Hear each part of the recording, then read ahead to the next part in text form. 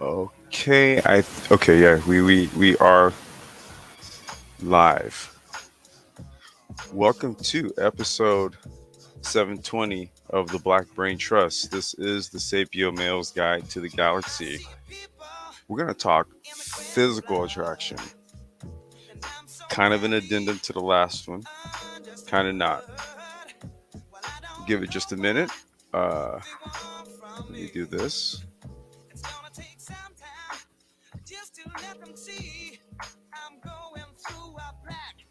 Try to do it right this time. So before I start blabbering, I'm gonna welcome everyone. And as you make your way in, if you guys can press,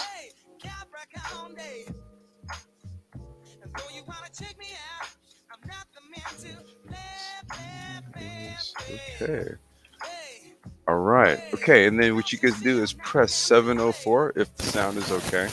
Um, and I'll give maybe people a few minutes to kind of file on in before I kind of talk about what this sort of follow up kind of live stream is about with regards to the last one. Um, the last live stream we did had to deal more with attraction archetypes, soulmates, twin flames, karmic lovers, right? However, what that didn't kind of touch on was like physical attraction. Um, and in the realm of sapiosexualism, physical attraction does have a role to play in things. It does.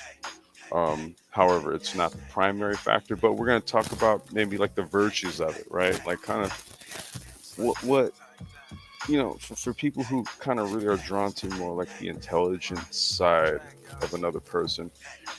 Physically, what are the requirements, right? So, we'll kind of go into that um, a little bit, or a lot of it. I'm not sure who's going to pull up here. Let's see. Oh, we got Dr. Tia Johnson. What's going on, brother? Welcome.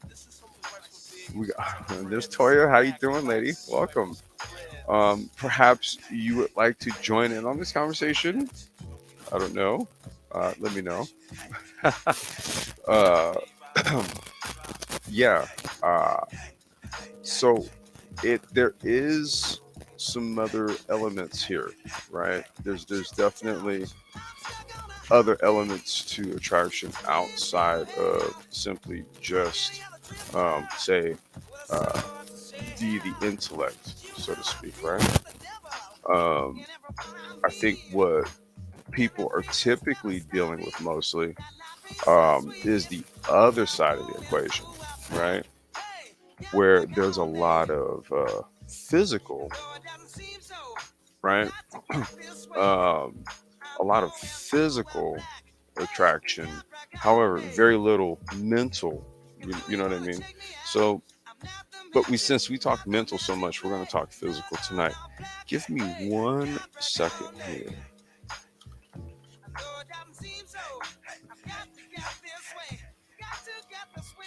See here. There we go. All right. So, this was kind of requested. It was kind of requested, right? Because there's a question of uh, how does physical attraction factor into, say, like sapiosexualism? Okay, the easiest way I typically kind of contextualize it is that if you took a woman who was attractive, I guess visually speaking, right? Visually attractive, and and you took a woman that was physically attractive, and what you did was, give me 1 second. And what you did was you said, okay, there's like kind of like a not so smart version and a smart version, right? which one are you going to choose, right? Obviously we want to go for the smart version. So that's sort of like the default setting, right? The default setting is going to be intelligence, right? However, I mean, what is like a sapio guy, physically? What's he attracted to? What's that guy attracted to? Well, I can speak from myself, my own personal take, my own personal thing, right? It can go a multitude of ways, right? It can go a multitude of ways. You know, I would say that I am literally like average across the board in terms of like height and weight, right? 5'10", 150 pounds. It's about as average you can get. So I can kind of go with the tall woman. I can definitely deal with the short woman, and then there's like in between the two, right? Um, Slim, to thick. I like a Coke bottle figure woman myself. I'm not opposed to that. I'm also not opposed to slim thing either. I'm slim myself, right? So uh, no aversions there. Skin tone, not really a stickler on that, really. Um, Dark chocolate is something that does appeal. However, it's not like a ironclad requirement or something, right? Um, Hair, I mean, short, long as it's yours, right? Long as it's yours, that's cool. But it could be short, it could be long, it could be anywhere in between. You're starting to see the composite here. Um, the thing I guess you could say about sapiosexualism is that I think it's the intelligence, it's the personality. There's all these other intrinsic elements that actually bring out these kind of qualities in a person, right? That kind of accentuates them. You know, um, these are very real things to consider, right? So I think that's why when it comes to like the physical attraction, there's it can go a multitude of ways, right? There's a whole spectrum. I would even say that I've dated the spectrum to an extent. I haven't really done the BBW thing. Can't, no hate. I'm just saying, right? But I would say that like my wife was Coke bottle figure, so if you want to say that, right? She's about 5'8", about 5'7.5", and 150, 155 pounds. I mean, that's real statuesque, right? It's a real nice build. Um, Definitely liked it. My ex girlfriend, she was on the slimmer side, right? It's not like it's a knock on her or anything. She just was, right? So um, now I will say this: that wasn't much of a sapio based relationship. It wasn't. So maybe the physical part maybe had a little bit more to do with it. Probably especially looks, stuff like that, right? But we live, we learn. Um, but I think it's important to kind of outline or just, note here that uh, attraction can kind of be across a wide range of looks and appearances and appeals, right? If what's upstairs is kind of like what draws you, right? You could be pleasantly surprised, actually. Um, you know, so that's where like physical attraction is kind of like it's sort of secondary. It really is. It's pretty secondary. Uh, that's why I don't really want to. I don't want to split hairs too much, right? Um, you never know what can kind of come your way. I know it sounds counterintuitive, right? I think, trust me on this. I get it. I get it. It does sound counterintuitive, but like I said, some more times than not, I've been present. I've been pleasantly surprised. in all actuality, about um, the physical attributes of, say, like someone who may have expressed some attraction or interest in me, right? And this may be after some discourse, right? Some dialogue, and then that's kind of where, even in your head, you're kind of like, oh, this person's interesting. Okay, I didn't realize, you know, they were into X, Y, Z, or that they liked this type of music, or I did not know this, but interesting. And I would say that it probably happens in the vice versa type of thing too, right? And I think that's where we become pleasantly surprised, in all actuality, with people who may actually express some interest or some level of attraction in us.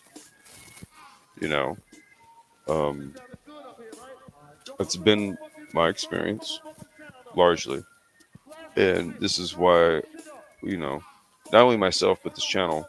The other brothers, salute to Mike V, shout outs. He was the first one that started doing these live streams, and you know, I kind of just do how I do it, but we're relaying and sharing the same sentiments in terms of um, attraction, relationships, how it may work for certain groups or types of brothers, right?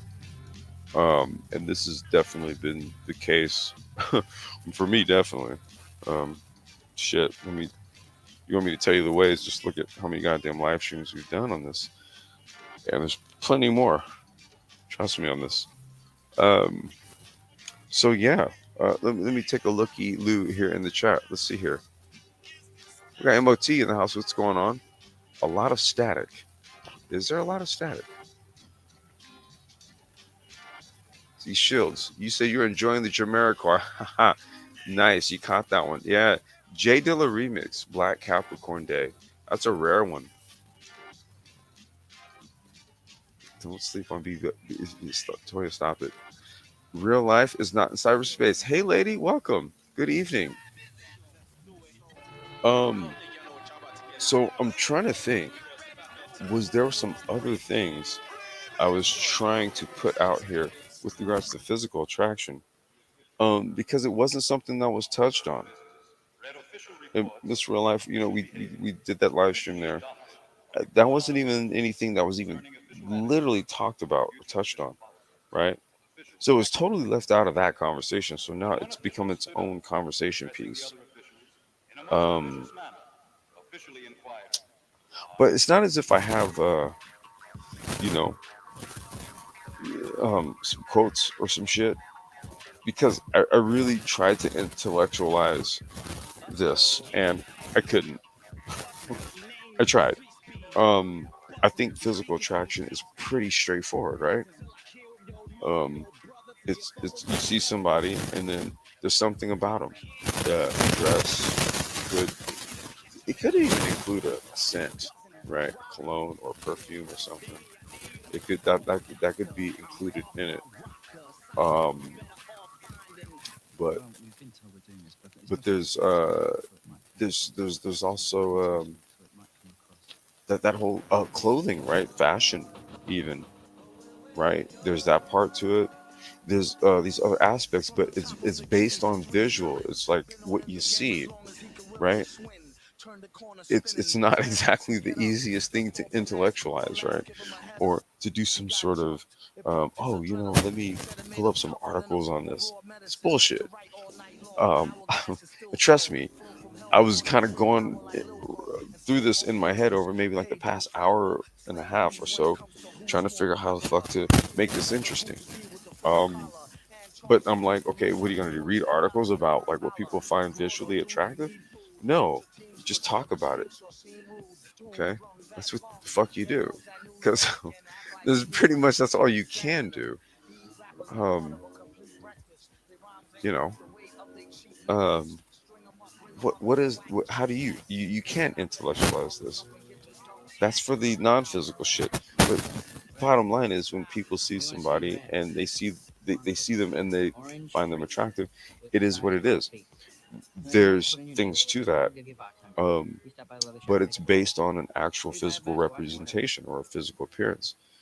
Um, I suppose there's some level of intellectualism in that, but I'm for the most part drawing blanks until somebody joins the fucking panel. So there's the link right there. Because yeah, like I said, I can kind of ruminate about what it is that I find attractive, right? But um, yeah, it's really just that's kind of what it is, right? I don't know. Um, like I said, it's been one of those things where it's kind of been like a mixed bag of sorts: short, tall, slim, thick, dark, light, short hair, long hair. Um, yeah, you take it as it comes, right? Um,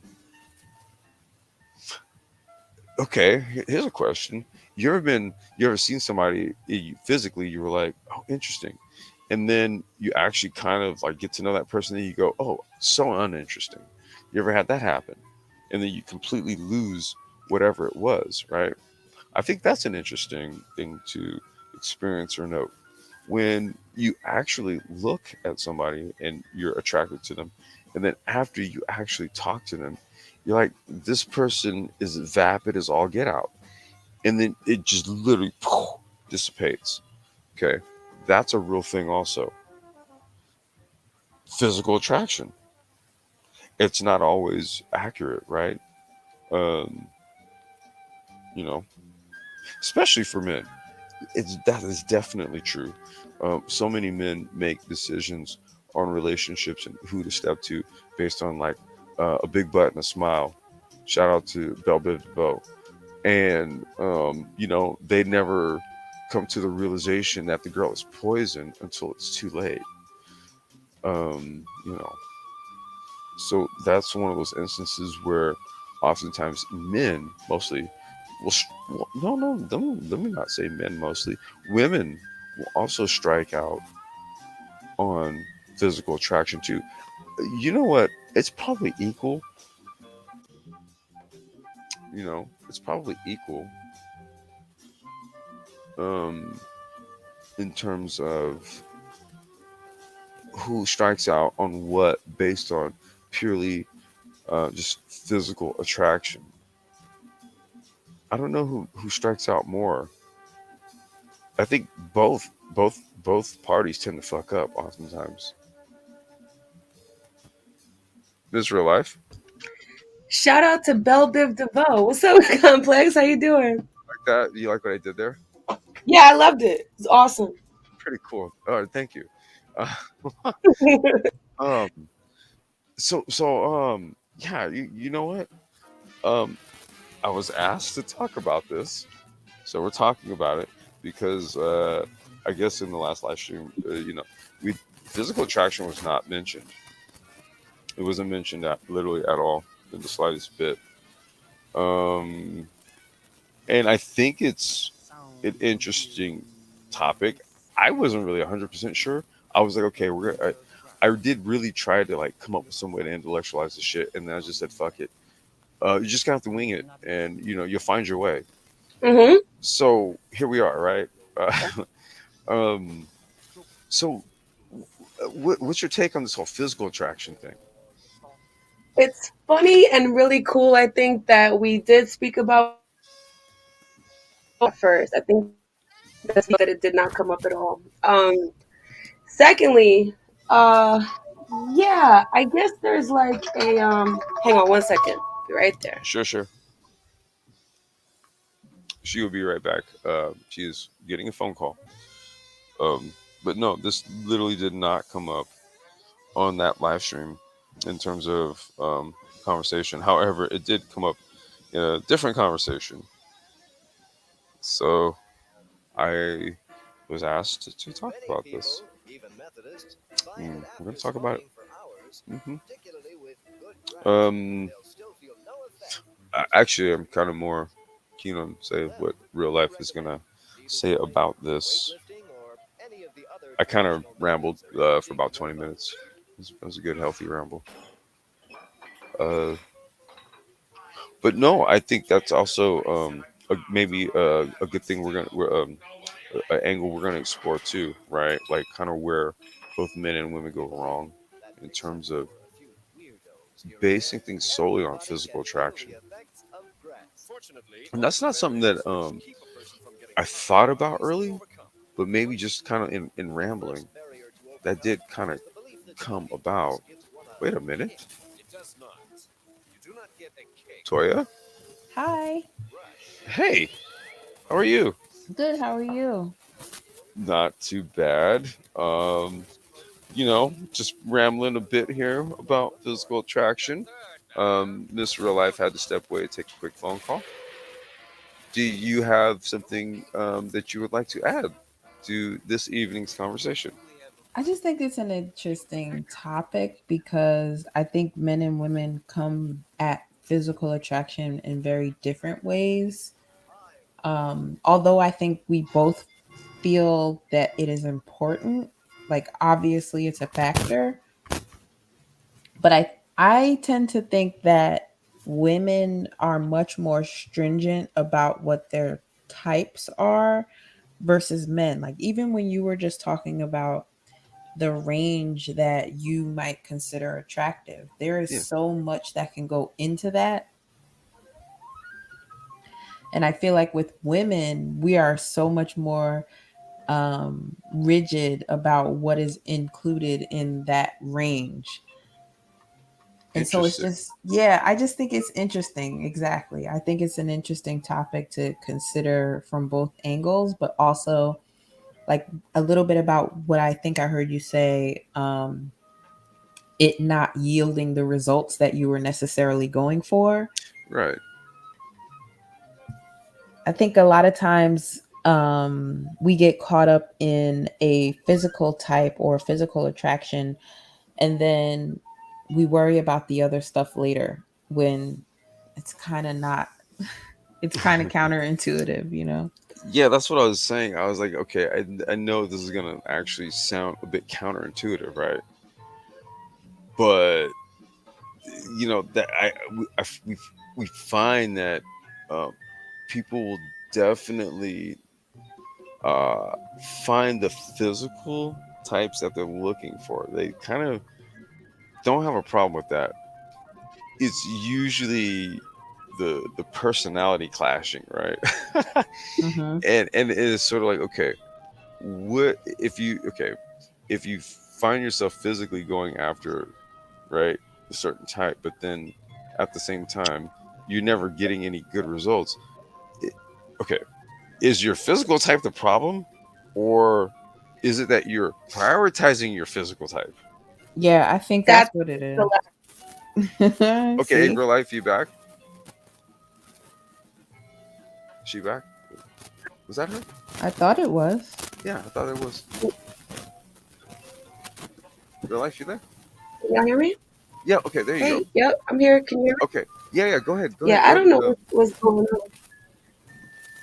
I was saying hi, Toya, and then I was Hi. saying, how are you?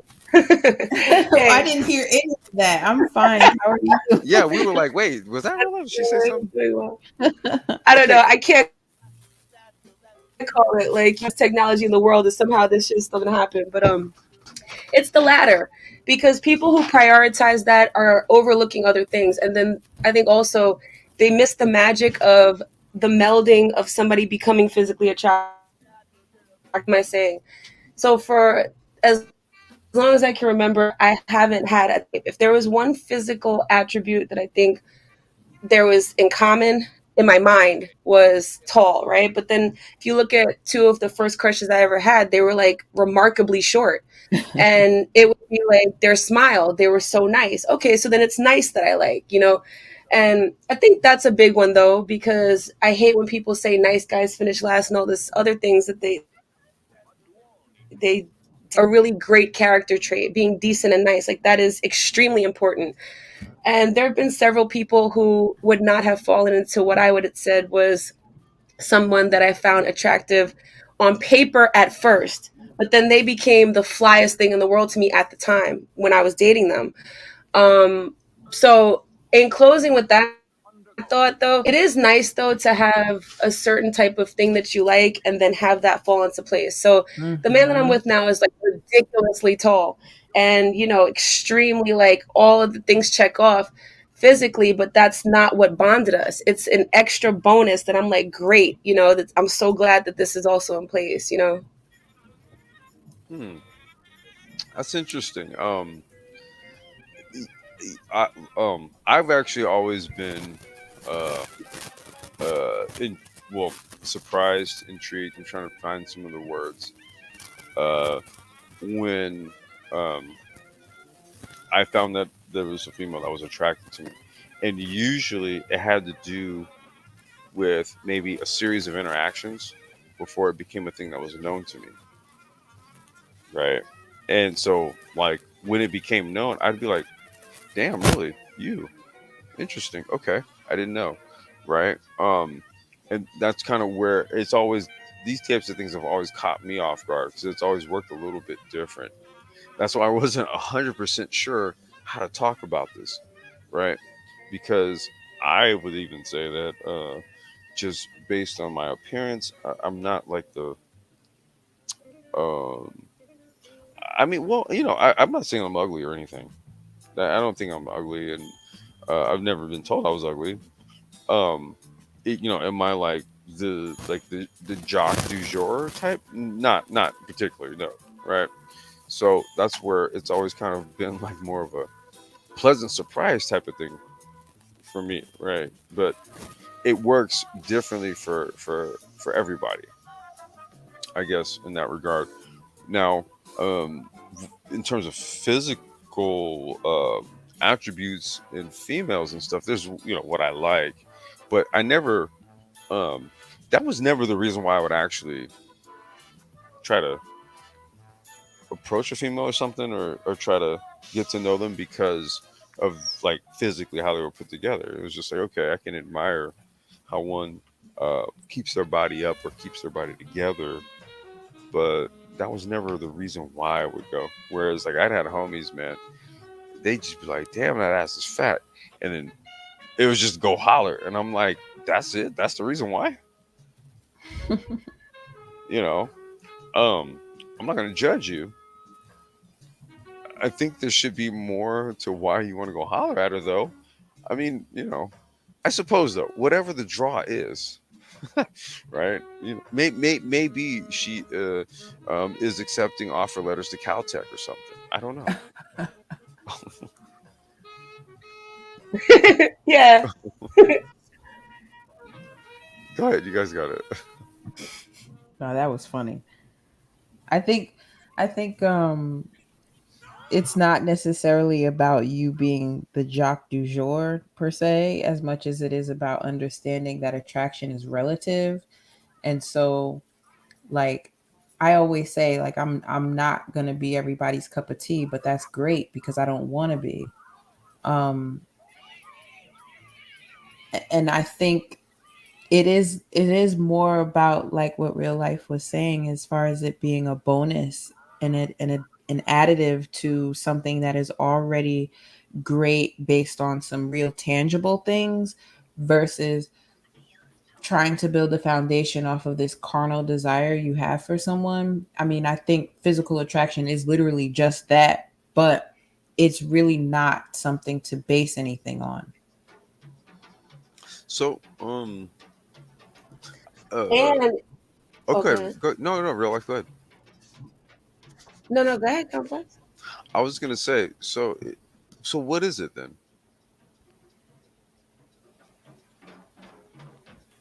What is physical attraction? You said it's not something to base.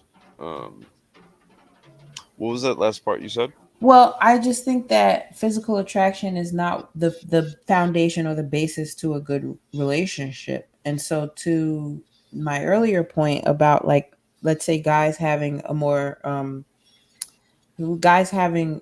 an idea of a physical type, for example, you might chase this physical type over and over again before you realize that maybe that's not getting you the desired results because you're only looking for this in this physical type. Hmm. Where if you are more focused on a connection that you make with somebody by talking to them, and then like because what you were just explaining as far as it coming as a surprise to you or it being a slow burn, I Hmm. think those are the more um I think those are the more exciting relationships. Those where it's like a build up. It's not an instant thing, but it's like, you connect on one level and then the attraction grows and builds from there, and all of a sudden you're looking at them in the light and you're seeing something that you maybe never saw before. And I'm glad you said that part because that makes sure that we understand that physical attraction is very important. Mhm. I mean, it's got to be there in the. Am I the only one who hears static? Yeah, no, I hear it too. Is it static? Shit. Hold Yeah. on. Let me mute. Go ahead. You go ahead and talk. Okay, exactly. So like, because I think that like when there becomes like this semantics aspect to it, which Hmm. you have to make, not you, but people Yeah. have to make sure that they understand that. I think what we're both saying, what everyone's saying, is that no, physical attraction is absolutely important, but it shouldn't be the thing that leads, right? So like let's say somebody is only looking for who they're, if it's a guy, who they're going to approach, if it's a woman, who she'll allow the conversation to go on further with, then okay, does he check off in this department? If he, so for example, like I was saying, tall, right?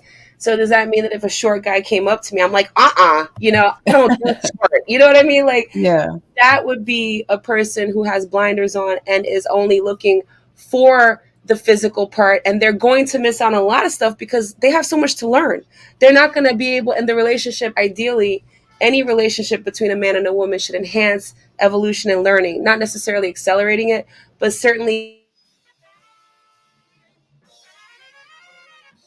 we disregard people that we at first might not find attractive, I think that yes, people will miss out on things. I know that I would have. But like in terms of when the other part is already figured out, because by a certain age, hopefully a person has figured that out, and you can have Yes. both, right? Hmm. Like you can have the personality and the looks, and everybody can check off in all departments. And I don't think it's necessarily realistic for people to say, and I've heard a lot of women say this, like people who have tried to convince me I should have gotten married like 10 years ago, but meanwhile, they're married to some rich cokehead. Okay, well, so who supplied her with the greatest, like she lives in Yikes. Torrey Park City, her life is, on paper, it's looking good, especially, because she's a Puerto Rican girl from the projects. At the same time, it's like, look what she's looking at. She's telling me I should be getting married because now she's, in her mind, evolved in life, but her husband ain't Yeah. they've got several things to worry about because this guy is blowing coke all day every day. So she's only looking for something. That's like an extreme example. But yeah, I'm gonna stop there. So I just wanted to make those 2 points. No, that's quite interesting. Like what literally just like kind of solely selecting off of that kind of what that lends to in terms of long-term prospects, right? Um, that's interesting. Um, you know, one of the things that I've learned to do as I've gotten uh, up in my advanced age, um, is to try to like mature my look, right? Um, you know, it's very easy for me to kind of like just think that I still skate and shit, right? Um, that's not so much the case. It isn't. And what I need to do is actually kind of grow and mature my look a little bit more, right? Because I have a lot more gray. Matter of fact, I have a shit ton of gray hair, and it's something that I don't like. I'm completely self conscious of it, right? Um, so maybe these things precipitate like growth in our own physical appearance, right? Or how we project ourselves, right? You have like there's guys who they'll let's just say they started like dealing with like male pattern baldness or some shit like somewhere like in their 30s or something, and then they kind of get to say like 39, 40, 41, And it just occurs to him, dude, just shave all this shit off, dude, just rock it bald, right? And then they'll like literally go with a completely different look as a result of this, right? And then they kind of do maybe shift and become like a bit of a different person as a result, you know. Mm, Um, that's interesting. maybe physical our physical appearance, maybe that is actually something that it's intrinsically a part of our growth. I'm not 100% sure. Like, I mean, this is kind of why we're talking about this, right? Um, Yeah. because that's not to say that like sapiosexualism just negates the physical appearance or what it is that is attractive about someone when we see them, right? When we visually see them, not when we hear them, on the phone or when we listen to them talk, but literally when we see them, right? So maybe there is something to all this shit. Absolutely. Yeah. You know? So like, and I'll ask the question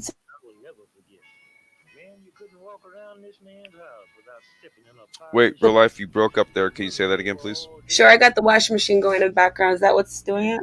I'm not Am I okay sure, now? but Am I no, good? you're good. Go ahead. Okay. So statement and then question to both of you. So, for example, I'll say that somebody really does morph into something. Like, let's say if it's not what you usually find physically attractive, we have to start there because it's easy if the person does, right? You're like, yeah. And let's talk about the baldness. And so let's take somebody short and bald, right? Which to me, on paper, would probably be like, a challenging type of situation in the case of like immediate, oh yeah, this is what everyone finds attractive, or this is what I find attractive. But so there was a person in my life who was in my life under two different capacities for a long time. And he's somebody who I would have or whatever would have said is physically attractive. So now we were never in a relationship at the end of it because number one, he was married, and like I said, we were in each other's lives under two capacities. So there was a lot of time and a constancy to the time. So anyway, he became like the most attractive guy on earth to me. Damn it! It broke up a little bit, Miss Real Life. Can you repeat that again? Uh oh. Hello? You guys hear me? What happened? I Toya, can you? I can still hear you. I No, just don't hear anything else. yeah, no, no. She dropped out, and Okay. she was in the middle of saying something. Yeah. Darn. Okay. I don't want her to lose that thought. Okay. I'm not sure what happened there, Miss Real Life. As the If you need, wait, you there? Yeah, What the I was hell? talking. I know, and you completely dropped out. We couldn't hear you. Oh, I don't know where it left off, but my point I is, it's like, Yeah, yeah. Go ahead and repeat your point.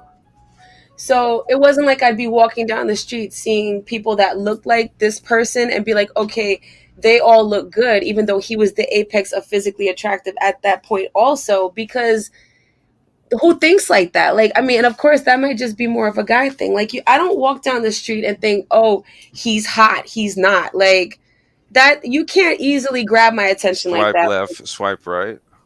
Yeah, it's whack as fuck. Like, who the hell? Like, and of course, if it's a guy, men are a lot more geared towards that type of thinking, but still, the thirst factor's got to be low. Like, so for example, let's say a guy's checking off, but like he's walking all around the street, looking at everybody going by. To me, he's lame, and he needs a lot of like things to make him feel validated. I don't vibe with that, so therefore, it becomes ugly. So the question I have for y'all is, have you ever felt in a situation, and I don't mean the old cutesy cake and flowers idea, but the real way that somebody really didn't look that great, but then as you got to know them, they became like the flyest thing in the world to y'all? Toya.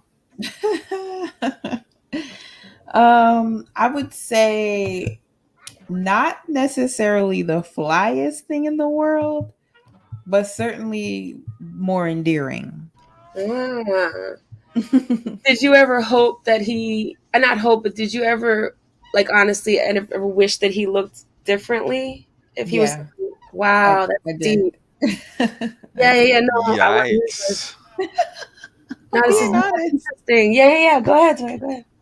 No, that's it. Like I specifically thought of one person, and he was nice. We had great conversation. He just was absolutely the physical opposite of my type. And Jesus.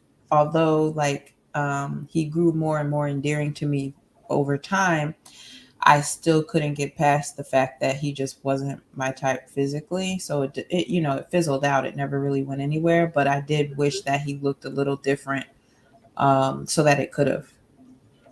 Right. I appreciate the honesty. I actually that's kind of never happened. You know, um, not no, yeah, no, no. I can't say that that's happened. So it hasn't happened in the sense that you never had the original physical thing, not really feeling it in some way, or is it that nobody ever melded into the apex of attractiveness? I think okay, it's never been anything where it was kind of said to me at the time, right? I mean, okay, I'm gonna just keep it 100. I can be pretty aloof. I'm not even gonna lie, right? So sometimes it's like unless it's literally said to me verbally, I'm not gonna think anything. Sometimes maybe just kind of really depends, right? I'm thinking specifically though to a time when it was a coworker. Now I had already kind of had like this rule in my head. I don't deal with people I work with, right? So I kind of closed it off, like deep by default, just to kind of not do that whole sort of shitting where you sleep type of thing, you messing with people where you work, right? So I kind of had closed it off, and it wasn't until after I had spoke with this person, we were no longer working together, and then it was revealed, right? Uh, but at the time, yeah, I wasn't of the mindset because it was in the work environment. So I just kind of fixed my head to just be like, look, anything that's in at work, don't touch it, don't touch it. So yeah, you know what? Actually, no, no, no. Let me take that back. When I used to club promote, yes, I there was a chick. She was cool. Um, and she kind of did ask me, what was up, and it, yeah, maybe there was a little bit there where it was just kind of like, oh shit, hey, thank you, but maybe, yeah, that kind of happened. That's probably the time I can think about when it happened. Yeah, Huh. Got you. yeah. I So, probably the only time though I can think of. Yeah. mhm. And do y'all think that what you look for is something that you set in your mind and then you go out and then you figure out, okay, I want to adjust this and adjust that? Or do you think there's something innate and automatic about some things and maybe the idea is just to gear it towards a wise choice type of thing, in the sense that not really just only looking for that or just saying that that is what it has to be? Like, do things play a part in this? Like, is, this whole opposite attracts thing, there's something to that in a lot of senses. And I don't mean the personality sense, I mean in like the literal polarity sense. So like genetically, right? Maybe we like what we like. Remember, it goes back to kind of last week when we were talking about, oh, this happened because, adrenaline kicked or whatever versus the actual experience, right? Is there something about that that y'all think maybe speaks to that intangible, not just the looks thing? Maybe it's not even intangible. I don't know. No, I think and then, Toya, you can give your input on this. Isn't that kind of like that twin flame shit though that we were talking about? I think Yeah. that Uh-huh. isn't that what that is maybe? I think it actually could be a part of all of the categories. Yeah. Hmm. Hmm. Um. Hmm. That's a good question, actually. Oh, Toya, I have to think about that. Yeah, I'm over here like I gotta think about that too. Like I'm going back to what Rael said in the chat earlier about there being a difference between standards and preferences. Um, and I think as women, sometimes we or a lot of times we're worried about the wrong thing. And so, while I can admit, that I had that experience with a guy who I wanted him to look different so that things could be different. I was much younger, and um I think it helped shape my interaction with men going forward in terms of like, maybe not necessarily deal breakers, but just being a little bit more intentional about the things that speak to me versus the things that don't. And then also just making sure that there is already some sort of attraction or connection that doesn't doesn't ride on looks.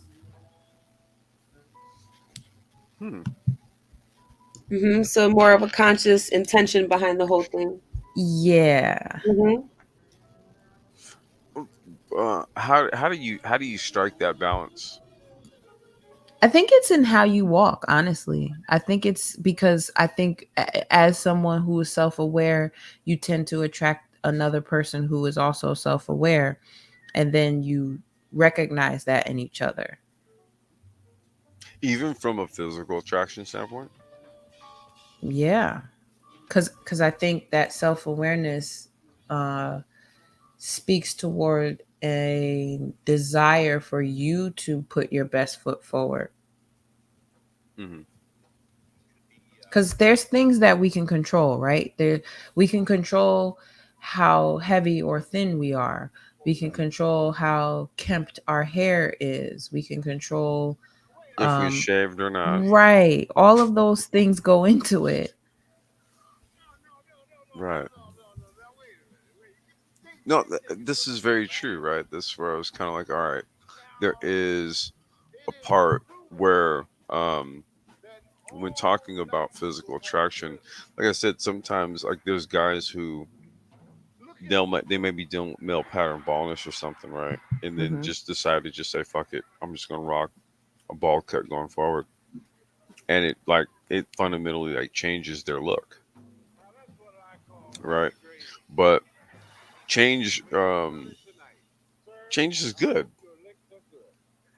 you know what I mean? So there may be something that precipitates that change. Maybe they say, okay, well, I might need to just kind of like get ripped up, because that'll go with this new look that I gotta rock, right? I can't just be my old self with a fucking bald head, right? Now I gotta do some other shit. I mean, you know what I'm saying? And like I said, I've seen it, man. I've seen like homeboys like he just cut it all off, and then they're just boom rocking. I'm like, damn, okay.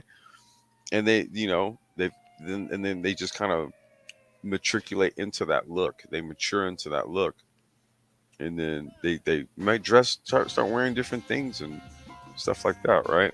Yeah. All of those things lead to and lend to physical attraction. I would say I'm still I'm still working on that shit, right? I have a daughter who's like now she's like self conscious for me, how I look, right? So like for example, I'll let some scruff grow. I've never had a problem with that, but she's just kind of like, she my daughter thinks I should be a model. This is what she thinks. She thinks I should be a model, so I shouldn't be looking the way I look sometimes. Um, I have to take heed to that shit because she's only going to get older and be more critical of me not shaving and doing certain things. Right? And So, also templated sets, right? huh? The templated sense is nice if you change it up because then she realizes that her opinion in those directions have weight. That's a nice feeling. Oh my god, yeah, no, it's like I'm so not gonna ignore her. Like I'm Mhm. literally, we're gonna, I told her we'll do like some photos and stuff. We're gonna do all that because she really thinks this about me, right? And who the fuck am I to tell my daughter, like, no, babe, your dad so does not look like a model. If she fucking thinks her dad looks like a model, we're we're gonna do some modeling. Fuck it. Yeah. Toya, Yeah, that's so sweet. I don't know. That's great. you know. No, it's like that's actually another angle. How your how your how your daughter, you know, looks at you. Hmm. That's a whole other thing, man. Like, she, yeah, you have to kind of, you can't disappoint your child, man. You can't do that.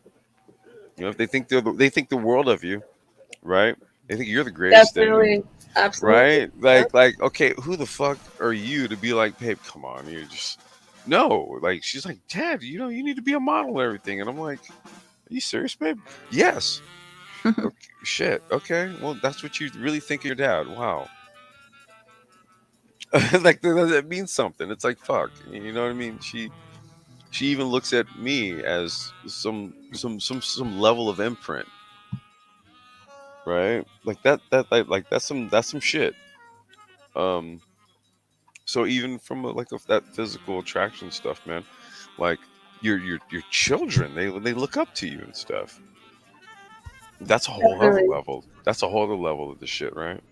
Hmm. And I'm not talking about like your kids being physically attracted to you. Like, you guys listening out there, get your minds out the gutter. Yeah, I mean, that didn't even cross my mind. I Yeah, don't know. just but people, right? Yeah. But we're literally talking about how like your children even see you. It's a You big deal. That's it. I Yeah. Go ahead. You guys got it. was gonna say, I absolutely think that when feedback is given to parents and we see that change happens, because again, just like a love relationship creates evolution, so does a child parent relationship. So when the children are giving that energetic feedback, yeah, those are like signposts bigger than them, bigger than their thoughts and their words. Like, it's coming from a bigger place. I believe that because we've all been children, so we can relate to that. Like, if we spoke on something and our parents actually took it into consideration with future plans, and I mean, that's really important to how you grow up and come out into the world. You now know that your opinion matters, but like even deeper than that, you now know that whatever you've picked up on and decided to speak on was heard and something actually changed. Like, it transmuted energy. It's Hmm. a big deal. And I think half the time, like, with all these weird attacks that we see, particularly on social media, or just from strangers all of a sudden feeling certain ways about other strangers, right? Because of whatever they're exuding. And on the other side, whatever those people are not exuding, there's this idea of like, I need to be heard, like I want to matter. And like those, those things come from those types of experiences or lack thereof. Like my mom Yeah. said some incredible things to me, that she decided to do this because of something I said. And it might not have been in like the coolest of situations, but the fact that it happened made everyone's lives better. No, I mean, no, you're absolutely right. It's just like what my daughter says, Dad. She tells me this all the time, so I don't want to blow her off, right? Because number one, you just don't want to do that to your child. Okay, that's just, you don't want to do that. Number two, I mean, it says something when your child, says, "Daddy, you should be a model." Literally just for her, I want to do it. Just for her. Hmm. Bare minimum. I wanted to I want to do it because that's what, she honestly feels that that's what, you know her dad. And I'm like, babe, all right, we'll do it. I'll do it. So I'm gonna, we're gonna find out. I'm gonna tie it into like all my scooter shit and all this kind of stuff, and we'll shoot like stock photos or something. But Hmm. the thought to do this is because this is what she told me, right? So, um, yeah, that's kind of something that I need to very much engender, okay? Because there's a feedback to it, right? When she gets older, she's probably gonna look for a guy who kind of mirrors me in some sort of way. I hate to. I don't want to say I hate to say that, but um, more than likely because she's very much just kind of like daddy, daddy, and that imprinting is very real. So I also want to try to make sure that I give her the best in terms of that physical presence. Right, I do it as her father, but then if she gets on my ass about shaving and my you always wear that where you always wear get some new t-shirts or something, you know I'm gonna take heed and go do the shit because my baby cakes wants it.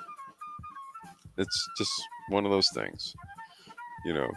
So I think it is very important, even when it comes from your own children, man. It actually forces you to take yourself a little more seriously than, let's just say, maybe other folks that might be telling you some shit. You're like, whatever. But when it's your child, you're like, okay, babe, okay, all right, daddy, will shave. I'll shave tomorrow. you know, I'll stop being lazy. Okay, I'll do it. The type of thing. But I think the motivation for it is definitely different than, let's say, like the motivation to do things, say, like just for dating purposes, opposite gender, stuff like that. You could put a lot into that, but we were just kind of talking about this a little earlier. You still don't really kind of get that non-physical part from physical attraction. That's like the odd part about all this shit.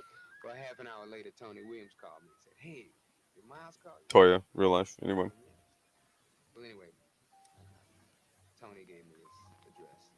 Oh, did they all drop out? What happened? Wait a minute. Okay, I stepped away for a second. I was hearing you though, but Oh, okay. Yeah, I yes. was like, shit. Did my audio go out or something? Or like, what happened here? No, I just go on mute if I'm not speaking because I have like the washing machine going and it's pretty loud. So Oh, okay. No, no, no worries. And I wasn't sure. Uh, Toya, she might. Okay, she's there. She just muted. Okay, let's do this. I'm gonna hit the chat. I'm gonna read through here because okay. I haven't even really read through here. Okay, so let's see. Dollar Will, what's going on? Dollar Will, welcome. He said non-physical attraction. That's what friends are for. That's what friends are for. What was that? That was That what was was that? Dionne Tom Warwick or some Warwick and shit? Elton John Yeah, Dionne Warwick and Elton and Ray John. Charles. Ray Charles was up on that. He was in that piece too. Oh my Yeah. god. Was that like a damn was that like a telethon song or some shit? I associate it with the Or something? of like it's like We Are the World and that Yeah, that's what I was like. Was that a part of a tele? I just remember that shit like on late night TV in the '80s. I don't know yeah. why. And every time they were somewhere, they were You know what it was? It was performing. it was the Time Life. Remember, you could buy like these album collections from Time Life. Oh yeah, uh huh. That's what that was. It was a part of one of the Time Life album collections. I bet it was. That thing was on every Yep. compilation you can imagine. Yeah, that's what it was. Okay. He says some of my best friends are women that I have friend zone because I value their intelligence and humanity more than the sexual energy See, between that's us. the Madonna horror complex he's got going on over there. Oh, is that what that is? That's what that is. That's like because there's like the junior version, then the teenage version, then like the triple fat goose senior version. I would say that's somewhere in the middle.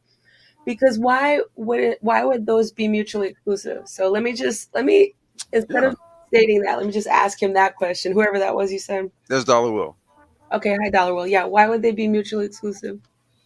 And then he says my non-sexual female friendships have lasted longer than every female relationship, end quote, right? Or situationship I've had in most marriages. Yes, that's the reason humans. Okay, okay. Okay, Rael said physical attraction is just a gateway. The issue with physical attraction alone is that humans naturally confer positive characteristics on people that are viewed as attractive. Very interesting. What do you have to say about that? Yeah, I mean that's something that we keep getting bumped into in like sociology and psychology discussions in class and stuff like that. So I feel like obviously there's research done on it. So yes, I have to agree that is definitely a true thing, right? But in terms of my own personal experience with that, I don't know that I would even think about that first because I don't, something about a person's energy, like for example, if I'm thinking about favorable, right? Because we're talking about attractiveness and favorability. So let's say we're in a store, right? And Mhm. somebody's like walking way too close for like no reason. It happens all the time. Why? I don't know. Okay.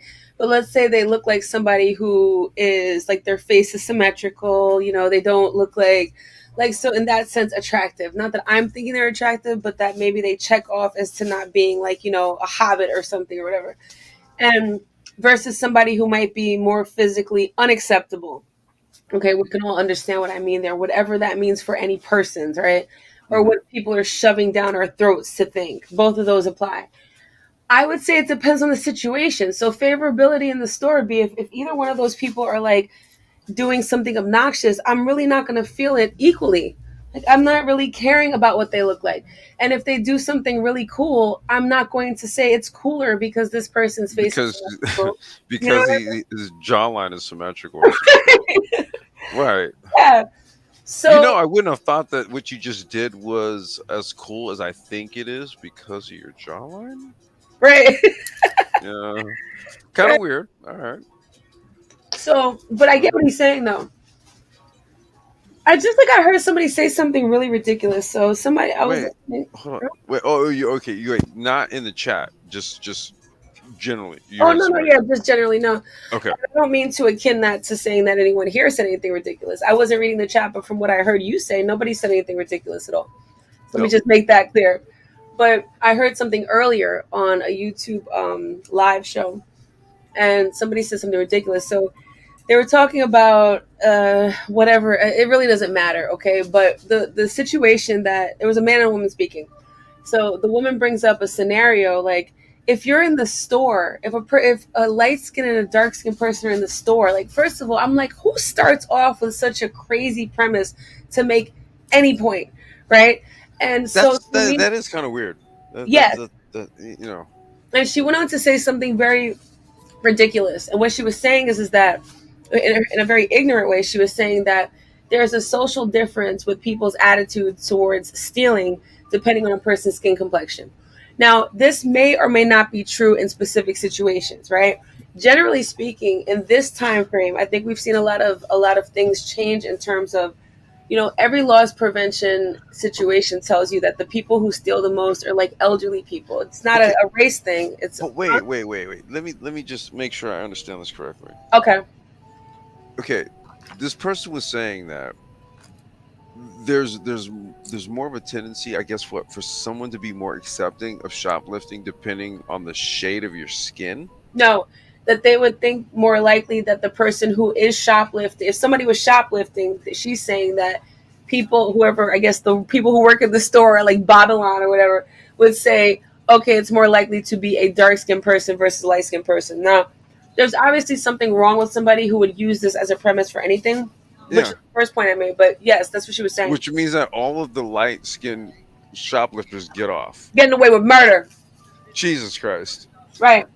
And What's going so, on in real life? What the hell? What's going on here? I know, right? It's crazy.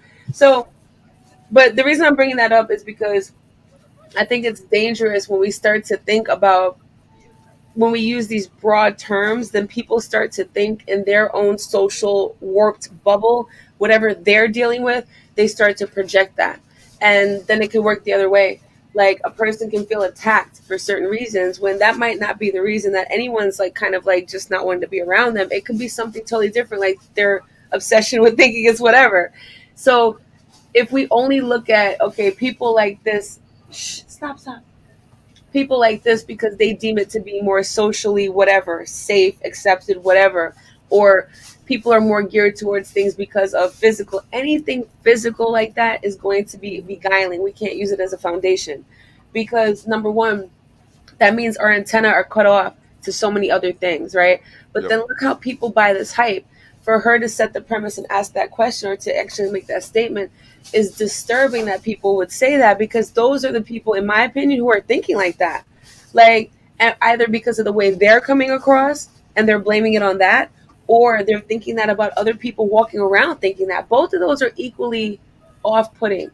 So I choose to say that really our reactions to things are a lot more base than that. They're a lot more, it's like as if to say if somebody's blind, right? Aren't they still going to have strong reactions to people who are sitting next to them, walking past them? So those things are very important too in terms of how we receive or jump to conclusions about people. What about Toya? Toya, you there? Yeah, I'm here. I'm Oh, sorry. I had a phone call. okay, you're all good. Um, okay. What about like physical attraction? And I guess maybe this is more of like a. I wouldn't say it's okay. There's okay. How do I say this? Let me make sure I get.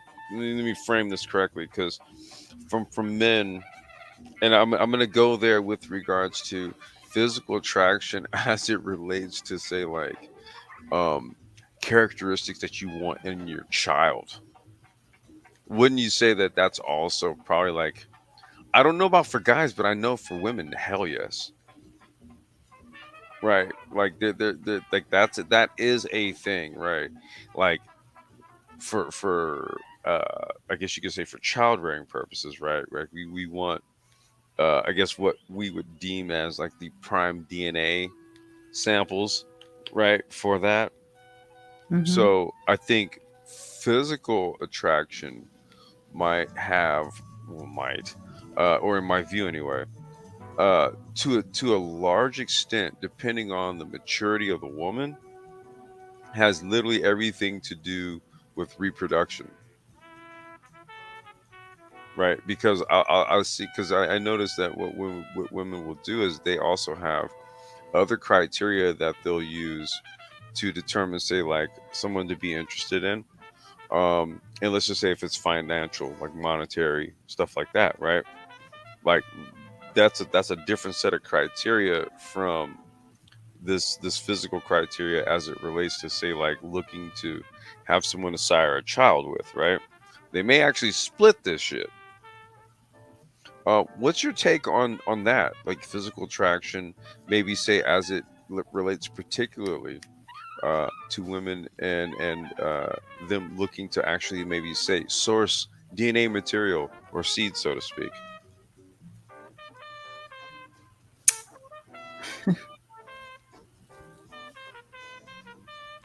Anyone? I can't. I don't. I Or okay, whether we don't like, okay, maybe there's nothing there, I don't know. I'm a guy, right? I'm just asking the question. I think with men, I could say, okay, like with men, I don't know. I think it just becomes a, it's um I'm gonna try to uh maybe put my head in the or put myself in the mind of someone who might say, like, baby, like a, okay, the guy who has like the 33 kids, for example, the guy who just went viral recently, right? um I'm trying to imagine why it is that he would do such a thing. I wouldn't actually do it. I only have one, so that's proof of that. However, um listen, there must be something about those women that he had these 33 kids with that just drove him to just do the shit. I don't know. I'm I don't know. But I'm assuming also, um the on the other side it also works maybe similar, right? You have the Brittany Renner, and then she went and got the PJ Washington so she can have the basketball baby, right? hmm. It didn't work out. I mean, we saw the whole blow up, meltdown, and whatever the hell. But she had the baby with the basketball player, right? So I don't Yeah. know. Maybe he'll go D1 in the not too distant future. Who knows, right? It's just kind of sad because folks aren't even mating with each other because they want to anymore. It's always about some sort of material gain. Mhm. It's hard to even consider. I just shake my head about that. Sorry. No, you're good. I mean, that's that's what that I wanted to kind of throw that out there because that's sort of like another thing, right? It's there's a physical attraction, but if you tie reproduction into that, then I can, I guess, logically understand why women would probably try to go and run and get some DNA material from a football player or a basketball player if they could, because I guess that's one way to translate success of the offspring or something. Yeah, but then on the other hand, you're a trash individual, so you're just passing off that too. you know. I mean, that's the thing. It's purely like physical DNA, right? Hmm.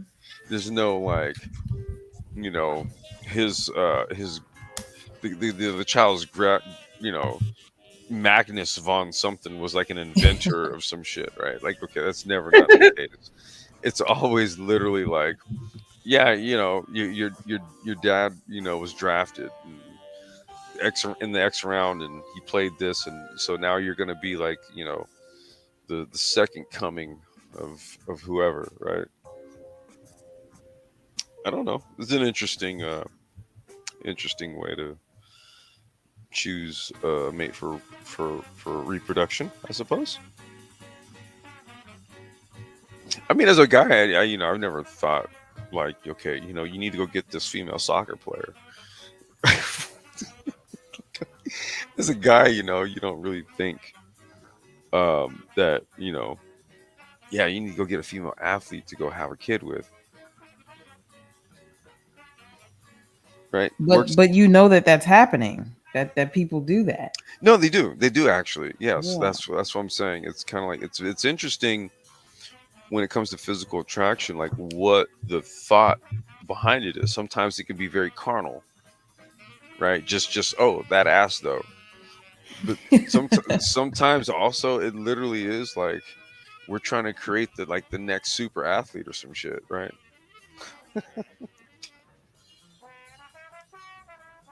But I think that's also indicative of where we're moving to as a society.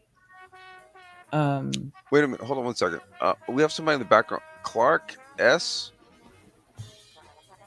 Um. Okay, wait. You said salute. You said shout out on the chat. Okay. Um. Can you just put a comment in the private chat, just so I know you're not a troll, man? That's all. I'll bring you on. I just need to make sure you're not a troll, man. You know, I ain't trying to lose this channel over some dumb shit.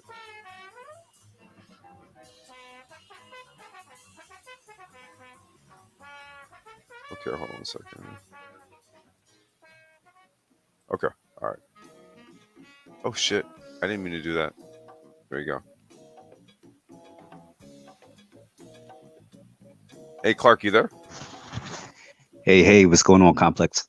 Hey, man, peace, man. Welcome, man. How you doing? Peace, peace, peace. Evening, Okay. ladies. Hi. Hey, Toya, don't let me interrupt you. Go right ahead. No, I just was building off of quote that ass though end quote. Um, like I think there's something to be said for having those preferences. But yeah, that was it. Miss Real Life, you there? She might be away. Okay, yeah, she's muted. Okay. Hey, Clark, you've been listening in on the convo, man. Did you have anything you wanted to kind of add or chime in on this? Yeah, I've been listening in and out, man. Various points made that I wanted to jump in on, but at this point, what I'll do is I'll wait my turn to catch a wave where I feel I can add some value, and I'll chime in. Okay. All right. So I have a question for you, Complex. What's up?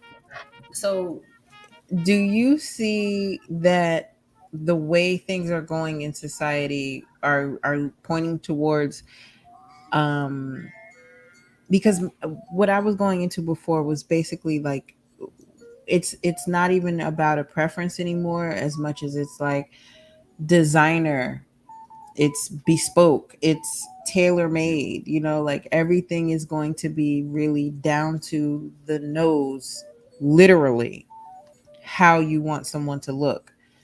Right. Um. Well, I mean, well, hmm. We see that, right? Okay. There was like this whole like filter thing that they would put on like these photos for like social media and stuff like that. And then it's almost as if it's like then you have these women that would go and get these BBL surgeries to kind of mirror what the filters make people look like, right?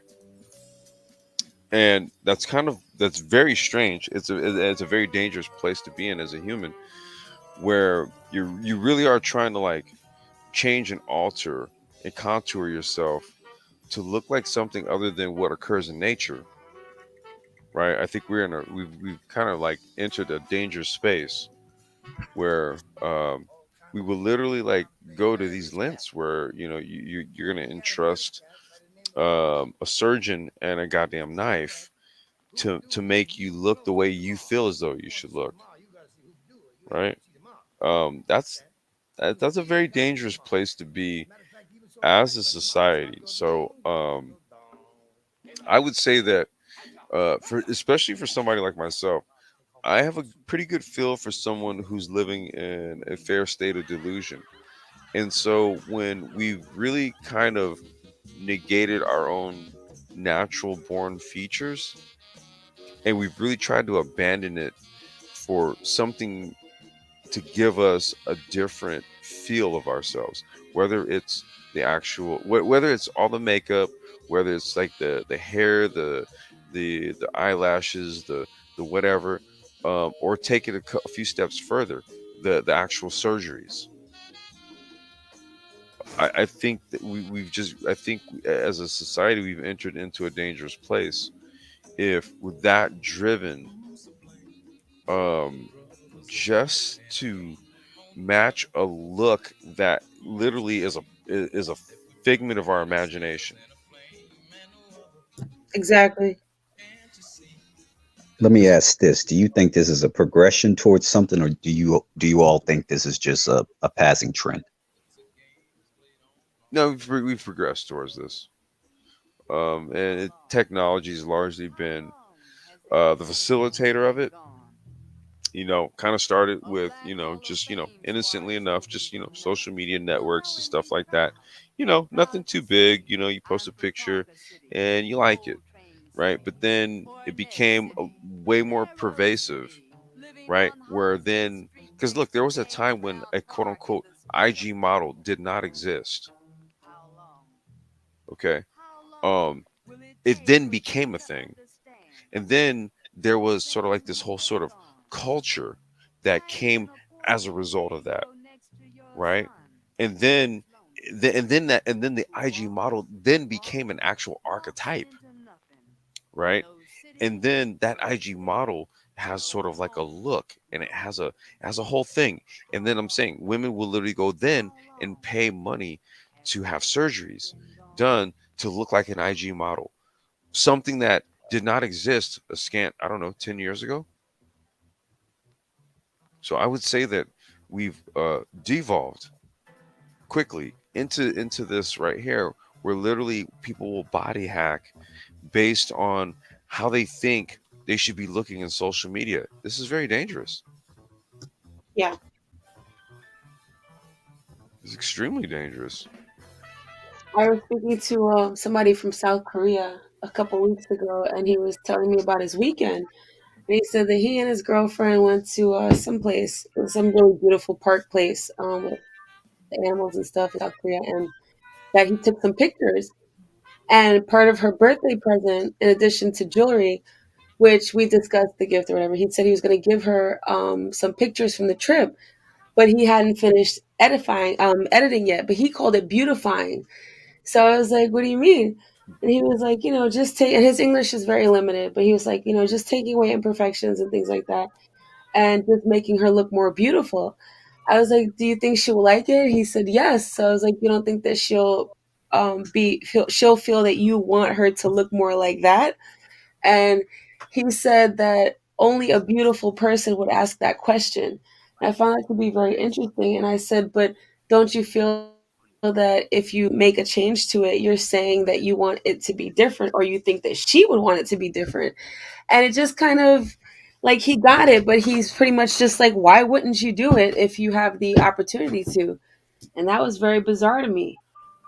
So yeah, I mean, and I think a lot of people just all over the world are going through these ideas, these suffering ideas of beauty and what that means.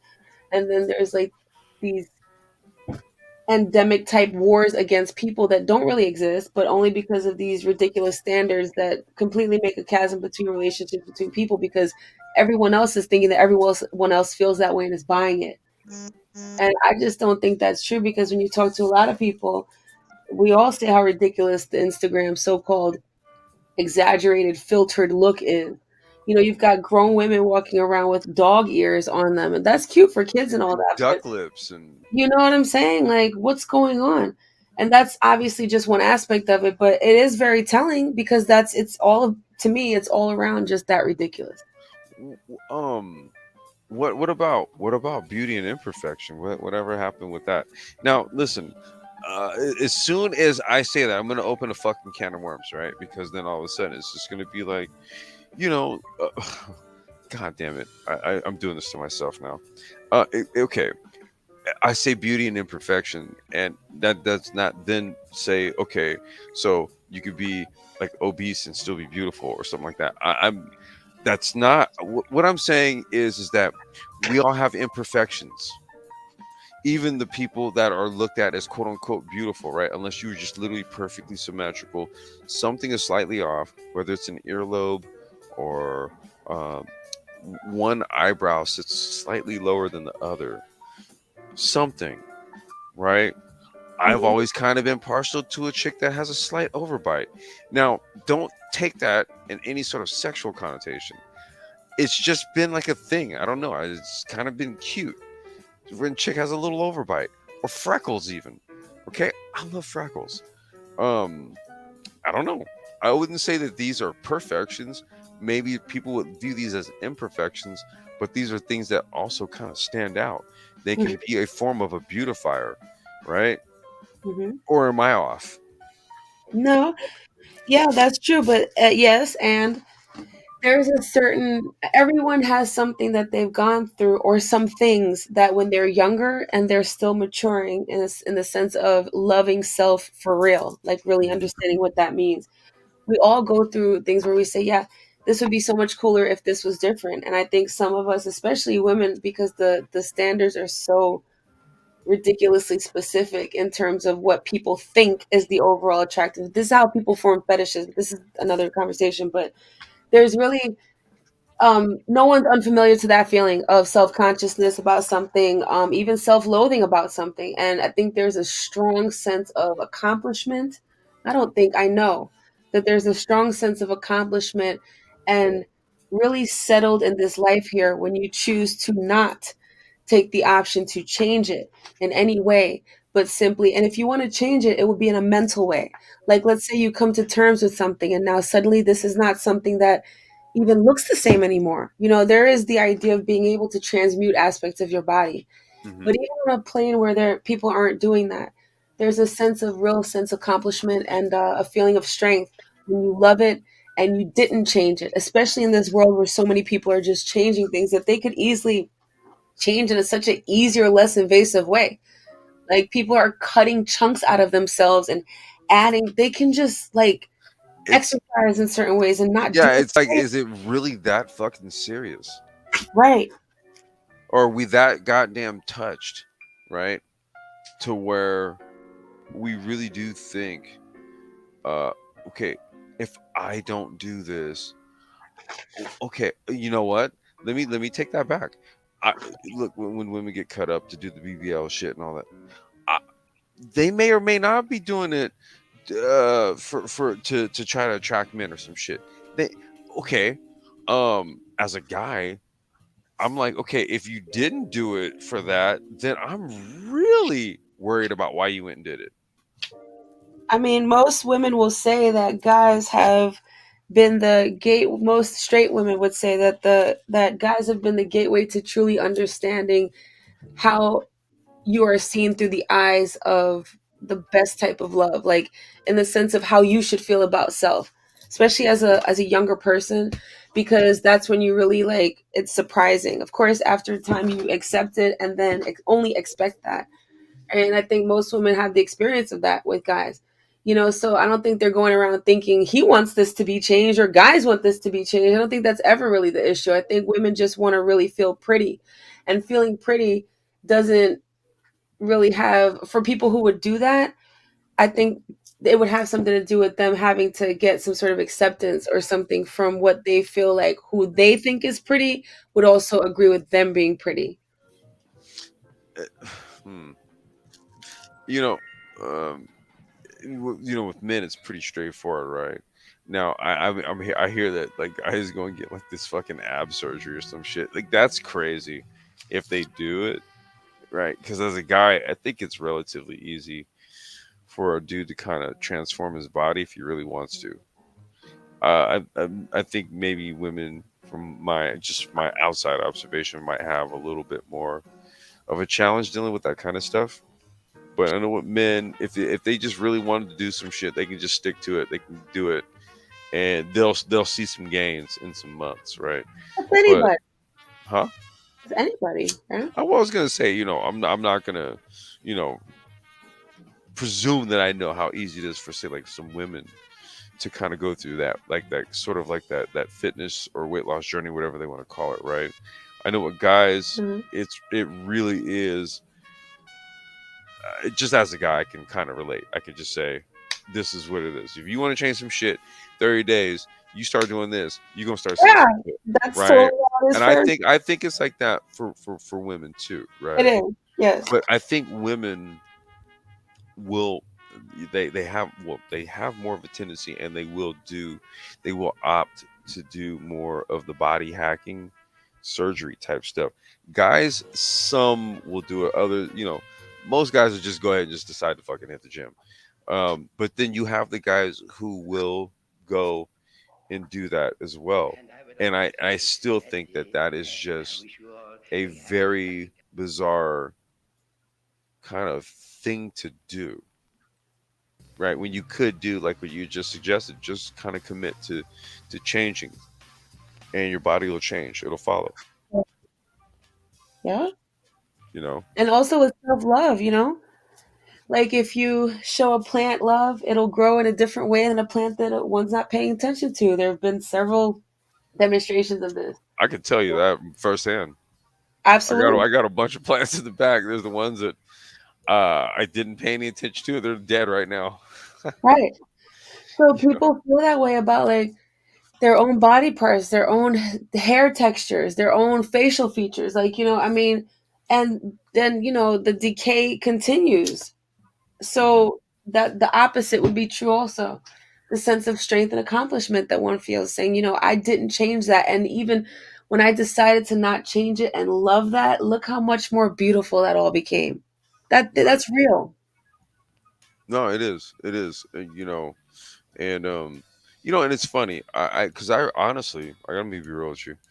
I wasn't 100% sure where this conversation was going to go tonight.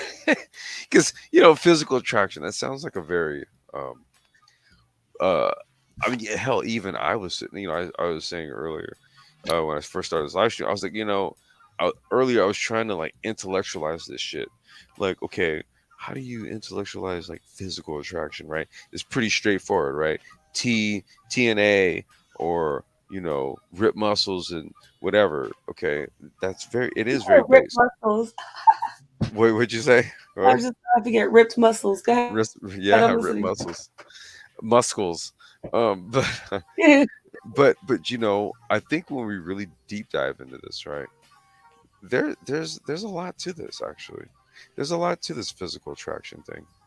Um, and there's a lot of insecurity tied into it as well, Yeah. right? Yeah, I really do think so. Think about what we're talking about here. When you take the measures to like literally go and have like like I said, somebody just you're gonna just go ahead and trust this person. You don't know this dude from Adam, and they're gonna put you under anesthesia, and he's just gonna cut you up, and he's gonna move fat around, and he's gonna make you look like the you've always wanted to look like. What? And, How the fuck did we get here? right, and if that was really true, if that truly was the them that they always wanted to look like, then they'd have tried other means. Like I'm telling you firsthand, right? People like I know I can think of one woman specifically, and this particular person I know for years. So we've had a journey of questions and answers. So now that, she's asked me certain questions about how to affect certain things, and a lot of them were digestive, right? Even with her kids, digestive as well. So it's like, the habits pass themselves down. And one of the main things she was suffering from, there was a very quick fix to it, which was time the amount between you eating and laying down. Make sure there's a wider gap, a much wider gap. Hmm. And I recommended two herbs and that. And I was like, and it should correct itself very soon. So it did. But then the old habits you see the results, you see something happening, but still decide, it's just easier to not do that, suffer from something, and go get some sort of gastric something surgery thingamajig. I'm like, why? So because somehow, and there are so many challenges that go along with that. Like, if I don't know how many people have ever seen pictures of people who have gone through, let's go back to the plastic surgery for a second. um the amount of bleeding and bruising, and it's horrendous. Thinking Oh, about it makes me want to almost cry. dude, It's really, it's really, like really hard. I've seen like that's why I'm asking the question. It's like I don't know if people have ever seen like the kind of like the not so savory uh remnants of that type of shit, right? Plastic surgeries, right? Unnecessary procedures and stuff. It makes my fucking skin crawl when I think about it. Yeah. Okay. And it shows you how tragically the person wants that thing that was attainable elsewhere. Now, I'm not saying like for women who have had mastectomies, and for people who, like, there's some severe like situations out there. I think those are different stories, right? So, Hmm. but people who they just want, like to just have something just slightly different, like, 3 or 5 degrees different, because it will make it all that much bigger or smaller, most of the time bigger. It's silly, but then this idea of do they think it's beautiful, right? Because I think that there's got to be this automatic thing to what a person has, and like what's in their own, for lack of a better term, gene pool. Hmm. I think that there's going to be something that they naturally feel is very beautiful about that. There's going to be something about that that's like the apex of beauty. And it doesn't mean they can't find other things beautiful, but I think, whatever.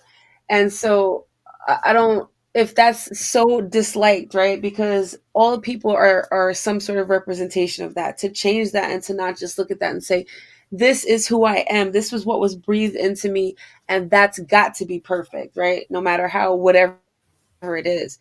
Well, people say that's easy for people to say. Like, I mean, is a woman supposed to, like, let's take a woman who, like, has something so different than what's associated with feminine, any of whatever trait comes to anyone's mind. I mean that.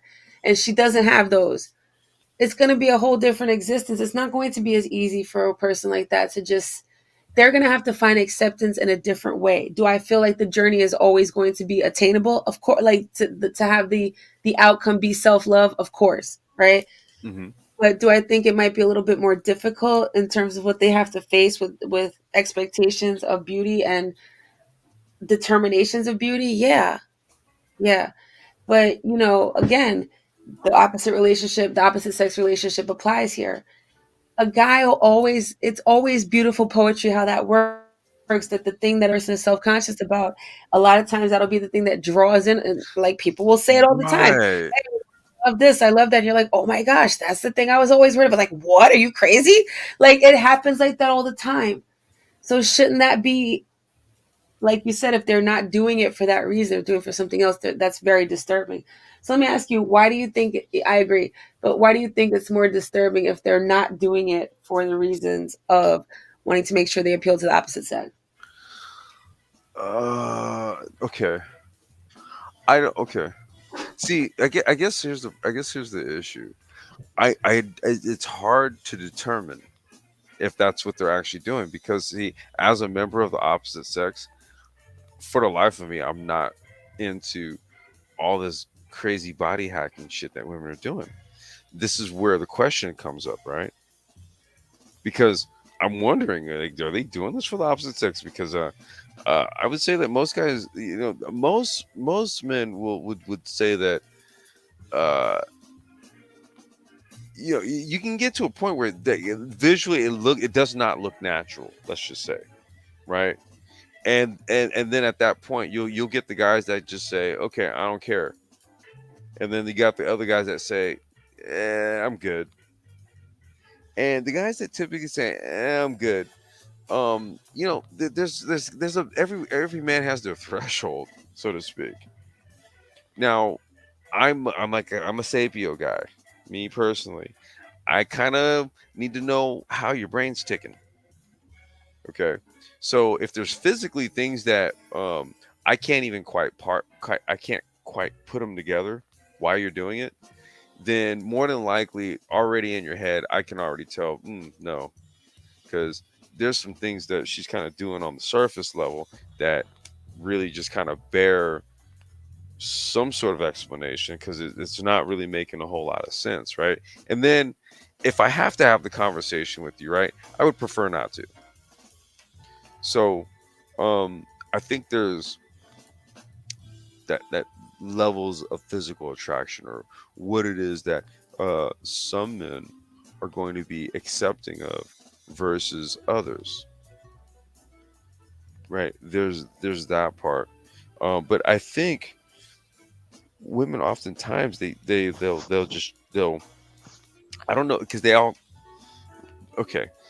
Let me make sure I get my wording right because you're a woman in real life. So I'm trying to be safe, or I'm trying to make sure that I'm not like saying this in such a way where I'm putting all women into some sort of Just, category or just something. speak freely, and if I have But any no, but questions, no, I I'm happy believe to. there is some sort of collective beauty standard, right? That women agree to. It's not there's the beauty standard that men have, right? And I think maybe women consider it to a large extent because they if they're trying to attract a man, there's going to be some level of them trying to do something at least bare minimum to try to attract a man. But then I also think there is the collective of what women are agreeing is some sort of standard of beauty that we're all going to incorporate. Okay. Um, I guess you could say so. Perfect example of this would be like say, when a lot of women nowadays they get their fingernails done, and there's a lot of like real like wild colors, different colors depending on the finger, all this kind of shit. There was a time where that wasn't the case, but it's a normality now. Okay, and it wasn't something that men said. Yes, we like these very you know odd sort of colorations of your fingernails and all that. Men didn't necessarily request that, right? Women decided that that's what they were gonna, that they kind of just they decided that that's what they liked, right? So that's where men kind of just sort of take things that women do as a collective that they look at in terms of what beautification techniques and stuff like that. There's certain things that men didn't have any inputs on these. They didn't have any input on this. So it really becomes uh, sort of like a beauty mandate that women agree to. Hey, Miss Rain Woman. Rainy woman, hey, let me go. Hey, greetings, Black Brain Trust. Hey, My what you good doing up sis, here? my good Hi, sister I'm so glad life, to see you. and everyone. Can y'all hear me okay? Oh, y'all Yeah, can't. yeah. We don't hear you. Yeah, you good? Oh, okay, awesome. And greetings, everyone in the chat. So I've just tuned in a few minutes ago, and I heard where you were talking about the physical attraction and surgery. And if a woman, oh, is it okay for me to go ahead and chime in now? Yeah, you're good. Actually, Please why do. don't you guys go ahead? And just go ahead and chop it up. I'm gonna just step away. I'm gonna use the restroom real quick, okay? But Okay. go ahead. You guys Okay, got it. okay, okay. So, and the question became, if a woman is not doing it for the attention of men, Uh-huh. then who is she doing it for, right? Mhm. And so, essentially, to me, it comes down, and she's somewhere along the way, she told herself that she's not good enough. Mhm. She's not attractive enough. Whatever the thing is that she's changing, she's told herself that it's not good enough. And even if it was good enough before, at some point, it became not good enough. And it could be okay. Well, what if her parents, didn't love her, or her parents, made her feel ugly, or never told her she was pretty, or whatever, right? And I could completely get that. But still, it was her having to receive that and tell that to herself. So it could be disturbing for a man, or for men, it could be off putting, because if you as a woman don't see yourself already as attractive, then you won't treat yourself already as if you're attractive, right? You won't love yourself the same. Even if you say you do, the way you treat yourself always shows up differently. It's going to be actions over words, right?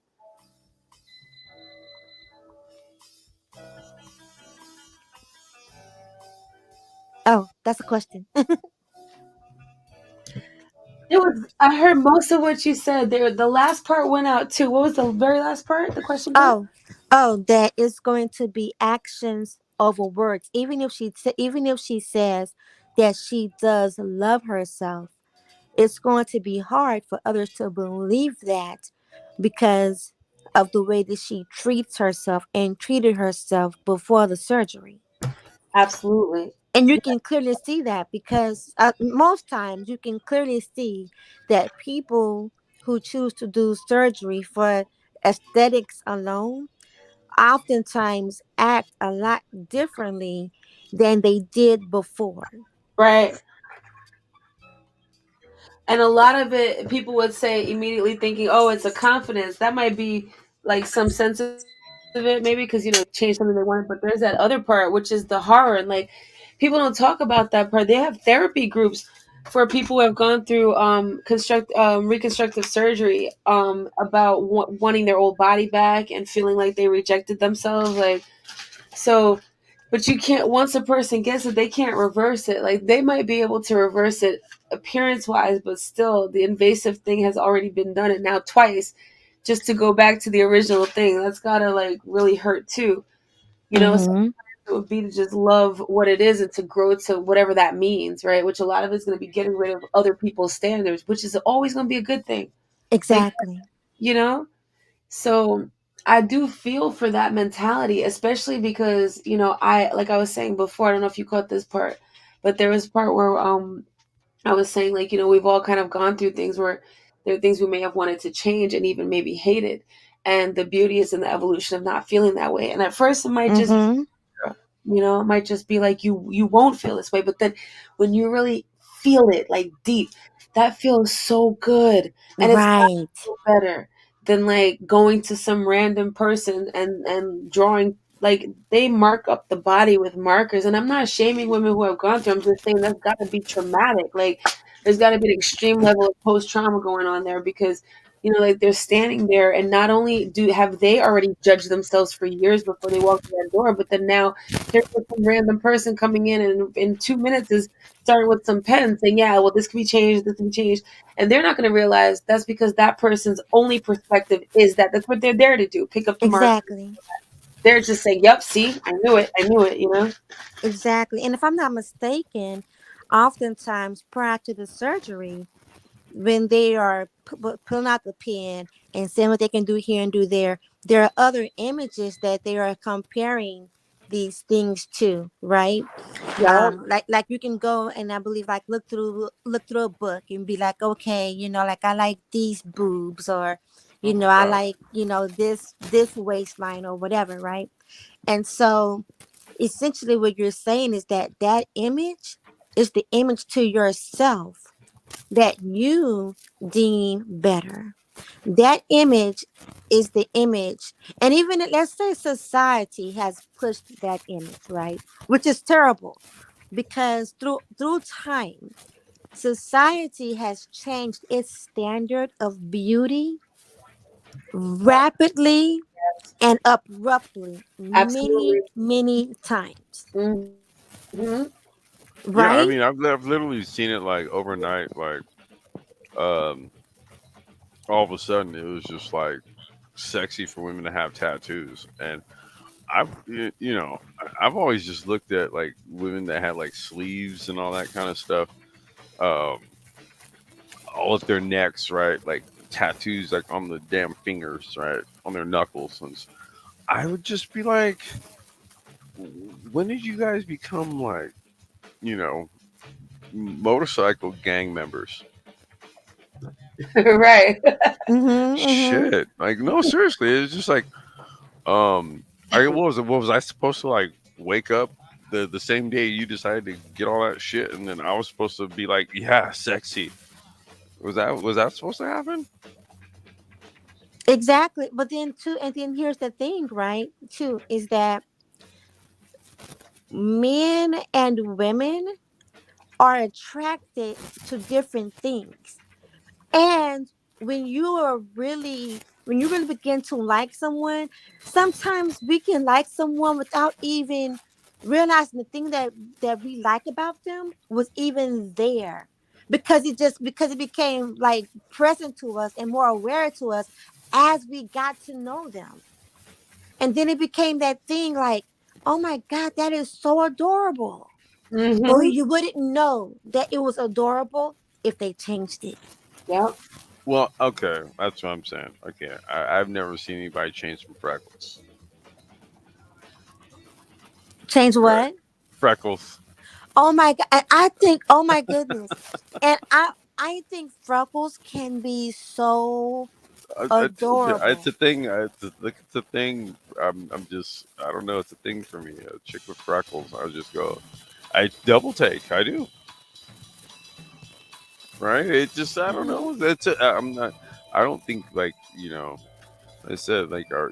Sometimes it's our imperfections that uh make us maybe stand out a little bit, or um maybe not stand out, but it's just something that someone literally notices about you because it is a feature, right? Something physical that does sort of maybe accentuate you, especially if you've grown to accept that within you. Hmm. I've had it. I've had a very hard time with the whole glasses thing, right? Largely Hmm. because of when I had to start wearing them. I had to start wearing them right around the time where it was like 18, 19. I had to like start wearing them all the time because I couldn't see shit. And in my head, I was like, okay, this isn't cool because now I look like a dork. Look at that picture right there. Um, you know, uh, yeah, it'd be different if I'd have grew up wearing them. I've Hmm. gotten accustomed and used to them and stuff like that. But then I had to start wearing them as a young man, and that really did sort of like screw with me a little bit because it fundamentally did change how I looked, and then as a result, people treated me different. Right. Right. Yeah, it was a thing. It was a real thing. And see, and here's the thing, right? Is that it used to be that you didn't have many choices with eyewear, right? It was really, really hard for you to pick a fashionable design for your specific face and your own unique look in like the early 70s, 60s. The frames were, the eyewear was It was more It was pretty, basic. yeah, it was pretty basic, yeah. Exactly, exactly. And so it was like a one size fits all when you didn't have a one size fit all face or one size fit all head, right? And cause I wear glasses too, right? And I know a lot of people that wore glasses, in that era where you didn't have these many options because it also like people, you feel like people can't see your face because of your glasses, right? And so you might even risk your vision by pulling off your glasses sometimes so people could actually see your face. But Y- that's that's not the same thing as changing something about you. No, Mhm. that wasn't changing your eye color. That wasn't changing the shape of your right, eyes. right. That wasn't changing your jawline. That was merely just saying, geez, I I you see the glasses before you see my face. And it's trying to not be identified and labeled by your glasses versus being identified by your person. Yeah, I don't know. Like I said, the glasses thing for me took quite a while for me to kind of get used to, and it largely just had to do with the fact that my eyes are bad, and it's more of like a thing where it's like, fuck, my eyes don't work properly type of thing. It's just I'm kind of upset Yeah, about it. It's more yeah. like that more than anything. I don't think that it's a thing where, god damn it, I have to wear glasses, so this is just literally just screwed up my prospects in life. No, it's not that. It's just, for me, it's just more of a, this sucks, man. Like, last thing I need in my life is a bad eyesight. Mm-hmm. But Right. you deal though, Right. Well, it's not like anyone wakes up and say, "Gee, I sure would like to have less vision today." Well, you know what? No, so a lot of people, they fucking pose and wear glasses when they don't even fucking need them because they just want to look cool and shit. And I'm like, you know what? That's convenient for you, bro. Considering that you don't actually have to wear them, right? You just think you look cool on occasion wearing these shits. Try wearing them every day because you need them. Mm-hmm. Mm-hmm. Yeah. Well, I'll be honest. I'm one of those people though, like because I love glasses and I love fashion glasses. I love fashion shades. OMG. Like I just have like it's one of those things I collect. I have collections of them. I It, don't even wear readers now. And I have to have like that's my thing. And one of the things is that because you can change your look to go with your personality or your fashion sense that day without changing your body, without changing your face. But that's also to me one of the things I like accessories too. So that's also one of the things that I just find fun about being a woman. So that's kind of different. So I I was just gonna say, this really is something where I wish as a guy I could do that shit. you know, have all these different glasses. Well, rest in peace to Kevin Samuels. He that was it. That was one of those things, right? All these different frames and all that kind of shit. And the only thing I could think to myself is like, how the fuck do you do that?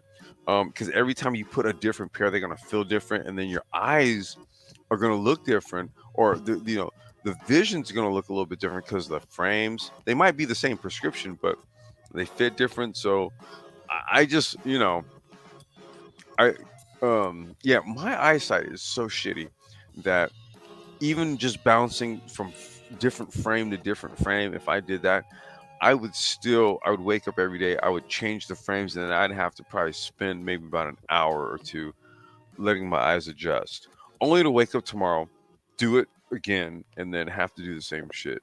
So I rely on these trusty old black frame glasses, and this is typically what I've always gotten, and they're reliable.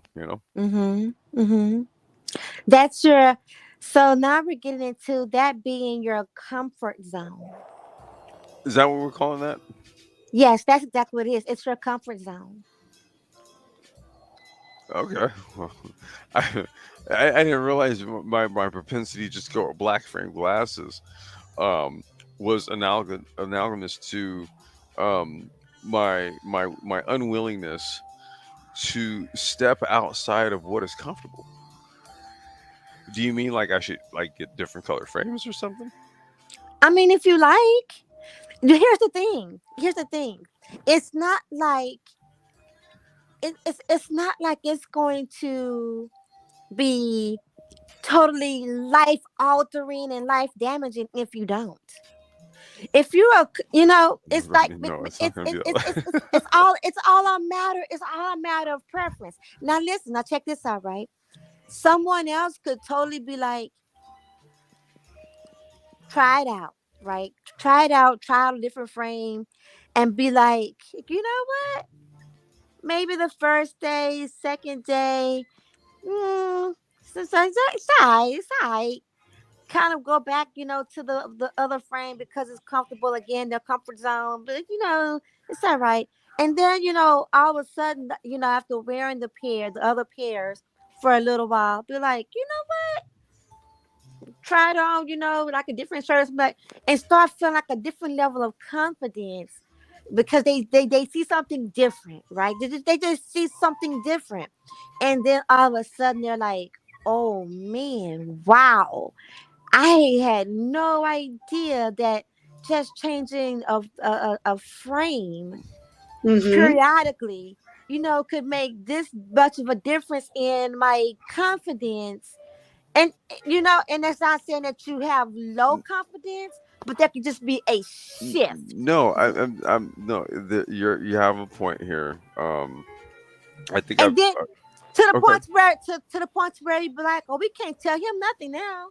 Oh, okay, look now. Oh, No, oh, you can still tell me something. I'm oh, not so gonna you lose Superman myself. now, right? I'm not gonna lose myself for this. You can still tell me like, hey, dude, listen, you're feeling yourself way too much. Um, it's kind of similar to so I've kind of spoke about this before, where basically all the t-shirts that I wear now are V-necks, and I never wore V-neck t-shirts until I got with my wife. And so she was just sort of like, the way your body is. She was like, V-neck t-shirts would actually look really good on you.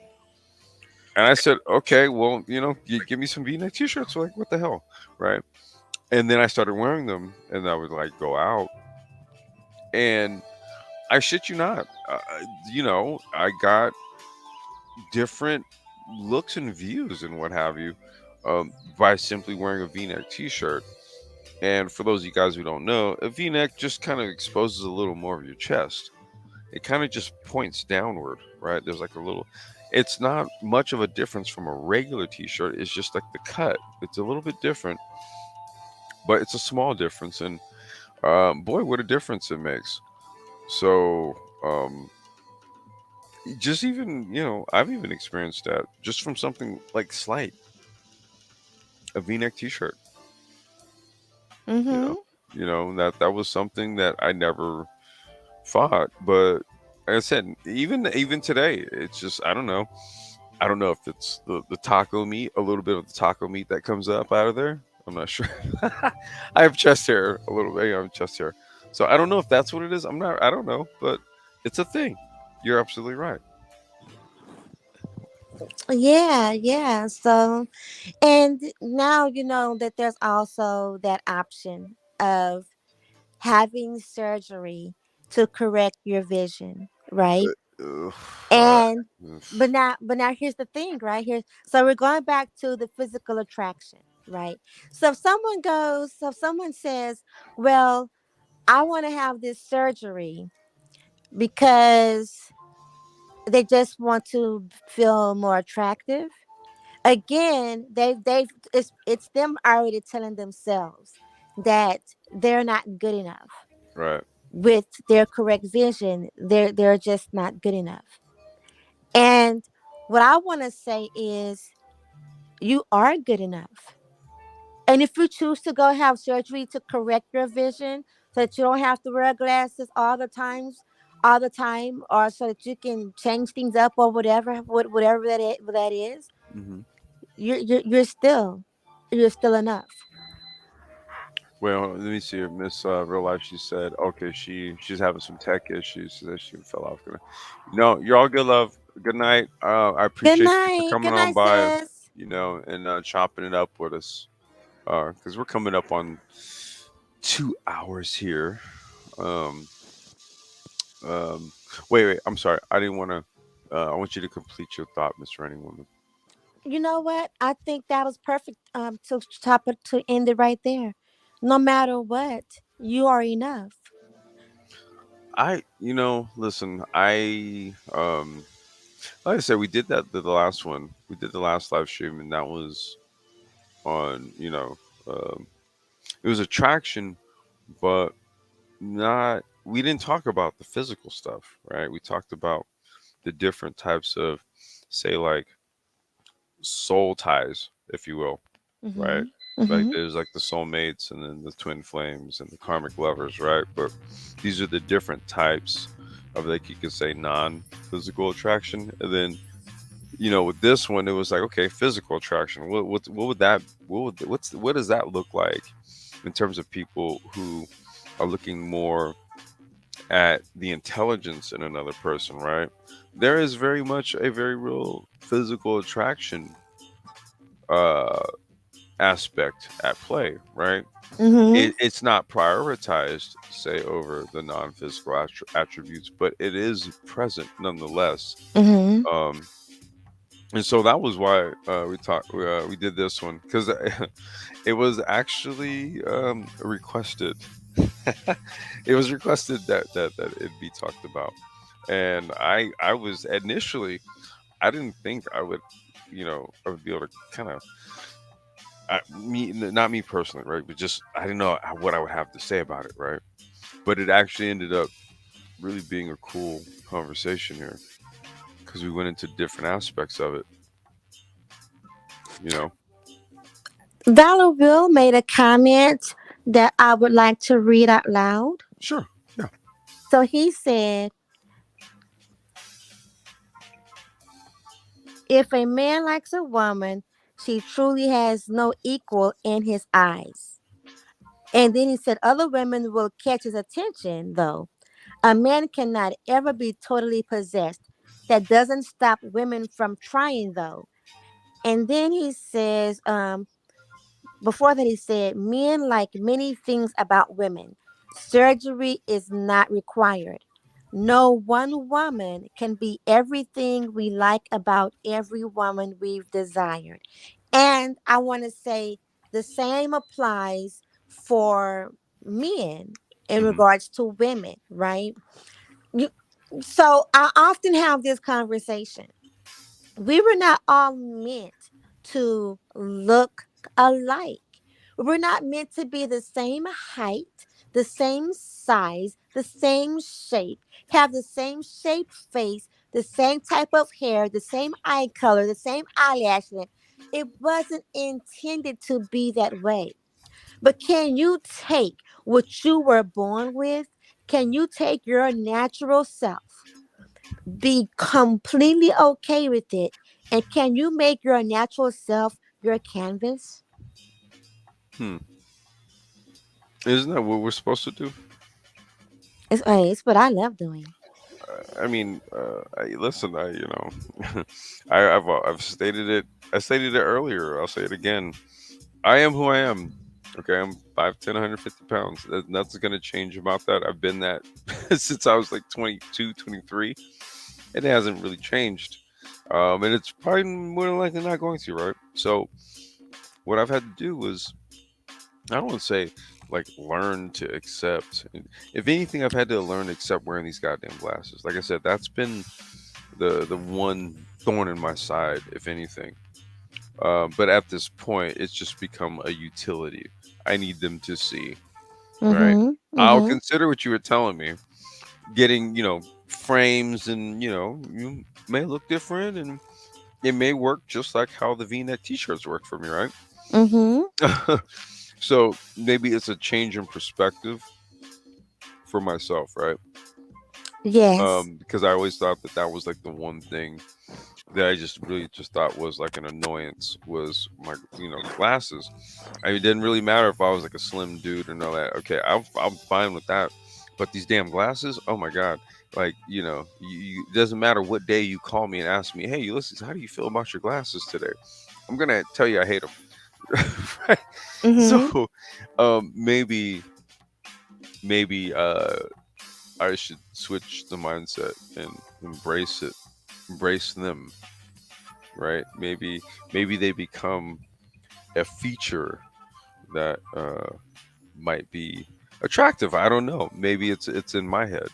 Um, just kind of like what we were talking about with other people.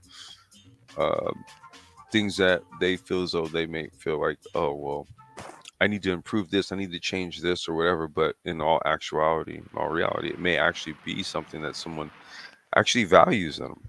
Mhm. Mhm. So I don't know. I think even I have some things I have some thinking to do. I don't know. Okay. Well. Here's something else to try on too. Right. Try this on. Right. Hmm. Everyone, no matter how we view them, how the world sees them from the outside, everyone, I believe, has something, at least one thing they wish they could make different or that they don't accept or embrace as well as everything about themselves, right? Hmm. Everyone has something about them, in my opinion, that could make them feel insecure or a little less confident about. But that's normal. Yeah. Can't listen. Here's the question. Can you be confident with your insecurities and let your insecurities be the right be the vulnerability that you're willing to share with someone else, a special someone? Can that be something that you'll be willing to be vulnerable about instead of weakened by? Because having vulnerabilities does not necessarily make you weak. It makes you human.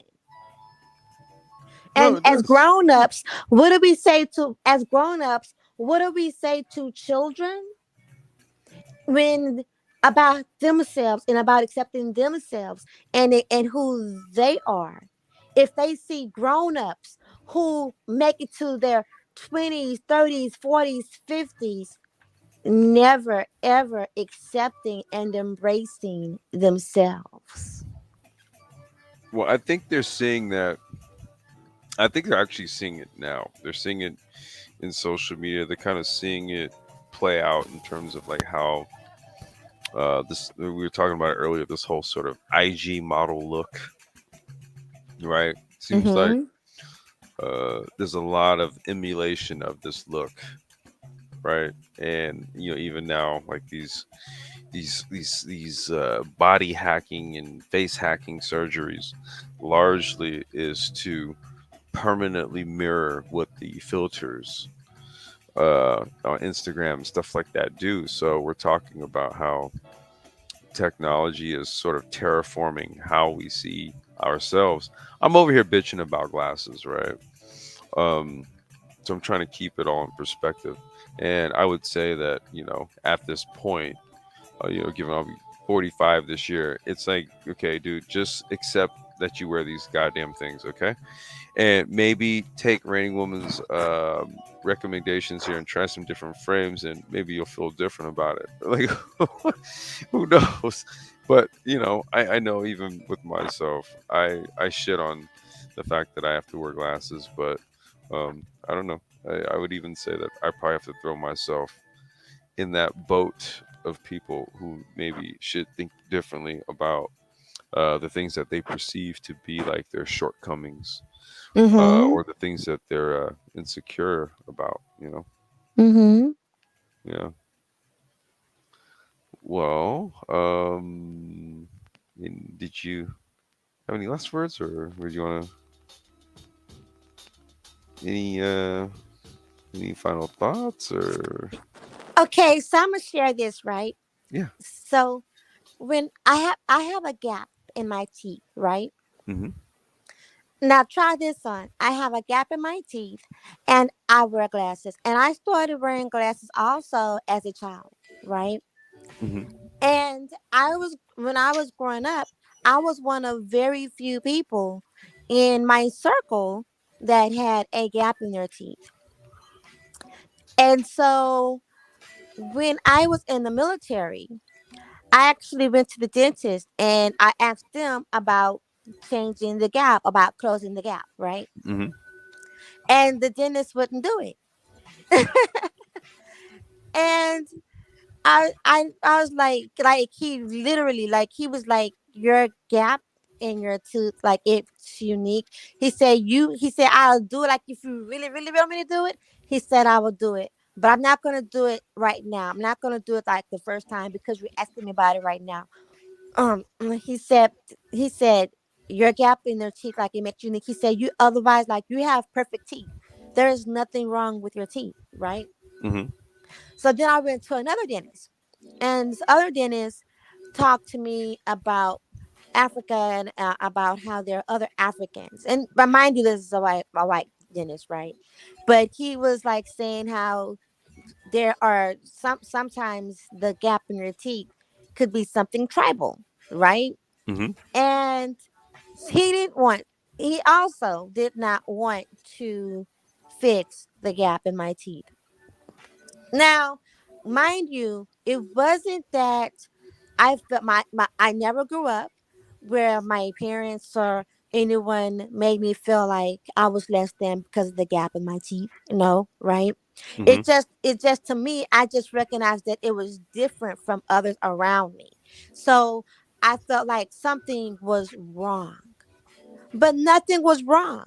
And after the dentist wouldn't fix it, after they said that they wouldn't fix it, like they would, but they was not gonna do it like just because I asked at that moment, at that first time. Mm-hmm. I became very thankful for that actually, because in that I love my smile. I it's not like I wouldn't smile. It's not like I wouldn't laugh. No, I love my smile and I love my laugh. And I am them not changing it and make me embrace it even more, especially with them saying, no, there's nothing wrong with your There's teeth. nothing wrong, right? Yeah, like you have great hygiene. There's nothing wrong with your teeth. You're just gonna clean them. Yeah, no, it's just it's one of those like the one of those things, and where we may be very self conscious about ourselves, but the to the greater society, right? Mm-hmm. They're looking at you like, what are you tripping on? Right. You know what I mean? So sometimes we kind of make a mountain out of our own molehills, so to speak. Mm-hmm. And that's just really kind of us creating our own boogeyman. But I have Miss Almeida sitting right here. She's ready to hang out and do some do some daddy daughter stuff for the remainder of the night. Okay. Hi, little Almeida, I our don't honor roll little. I was gonna say student. little. I don't know, man. She is this woman, this little She's lady. she's still our little girl. Yeah, I mean, she's little, but she's on this. We had a little Johnny Depp movie viewing last night. Because now Johnny Depp won this, so everybody wants to watch this movies, right? So there was Charlie and the Chocolate Factory and Pirates of the Caribbean, and I don't know, maybe we'll do some Edward Scissorhands. That's a classic. That's a Johnny Depp classic right there. Yes. And we'll see what else there is to get into. But yeah, Okay. Well, this has been another great stream. thank Thank you. you. I thank you for coming on through. I appreciate it. You're Um, welcome. yeah, kind of just decided to go ahead and do it. had a little bit of time, so I'm really glad you came through and gave your insights on this because I really did. I didn't want this. It was going to be about physical attraction, but I didn't want it. I knew we could get some nuance out of this, right? So I'm glad we were able to achieve that this evening. Yep, yep. Yeah. Well, I'm gonna let you wrap things up, okay? Okay. Have a good night, All right. and we'll talk. God All right. bless. Bye bye. Bye bye. Or we'll talk soon. Okay. All right. Yeah. Yeah. No. This is actually a cool live stream, man. It actually went a little different than I thought it was. Um. Shout outs to Miss Real Life is not in cyberspace. Miss Toya the tutor. Clark S came through. Man, I really wish you could have kind of put in more on this, brother. My apologies, but if you're still listening, man, please come through again, man. I would really like to get your take and get your insights, bro. So please come through again, Clark.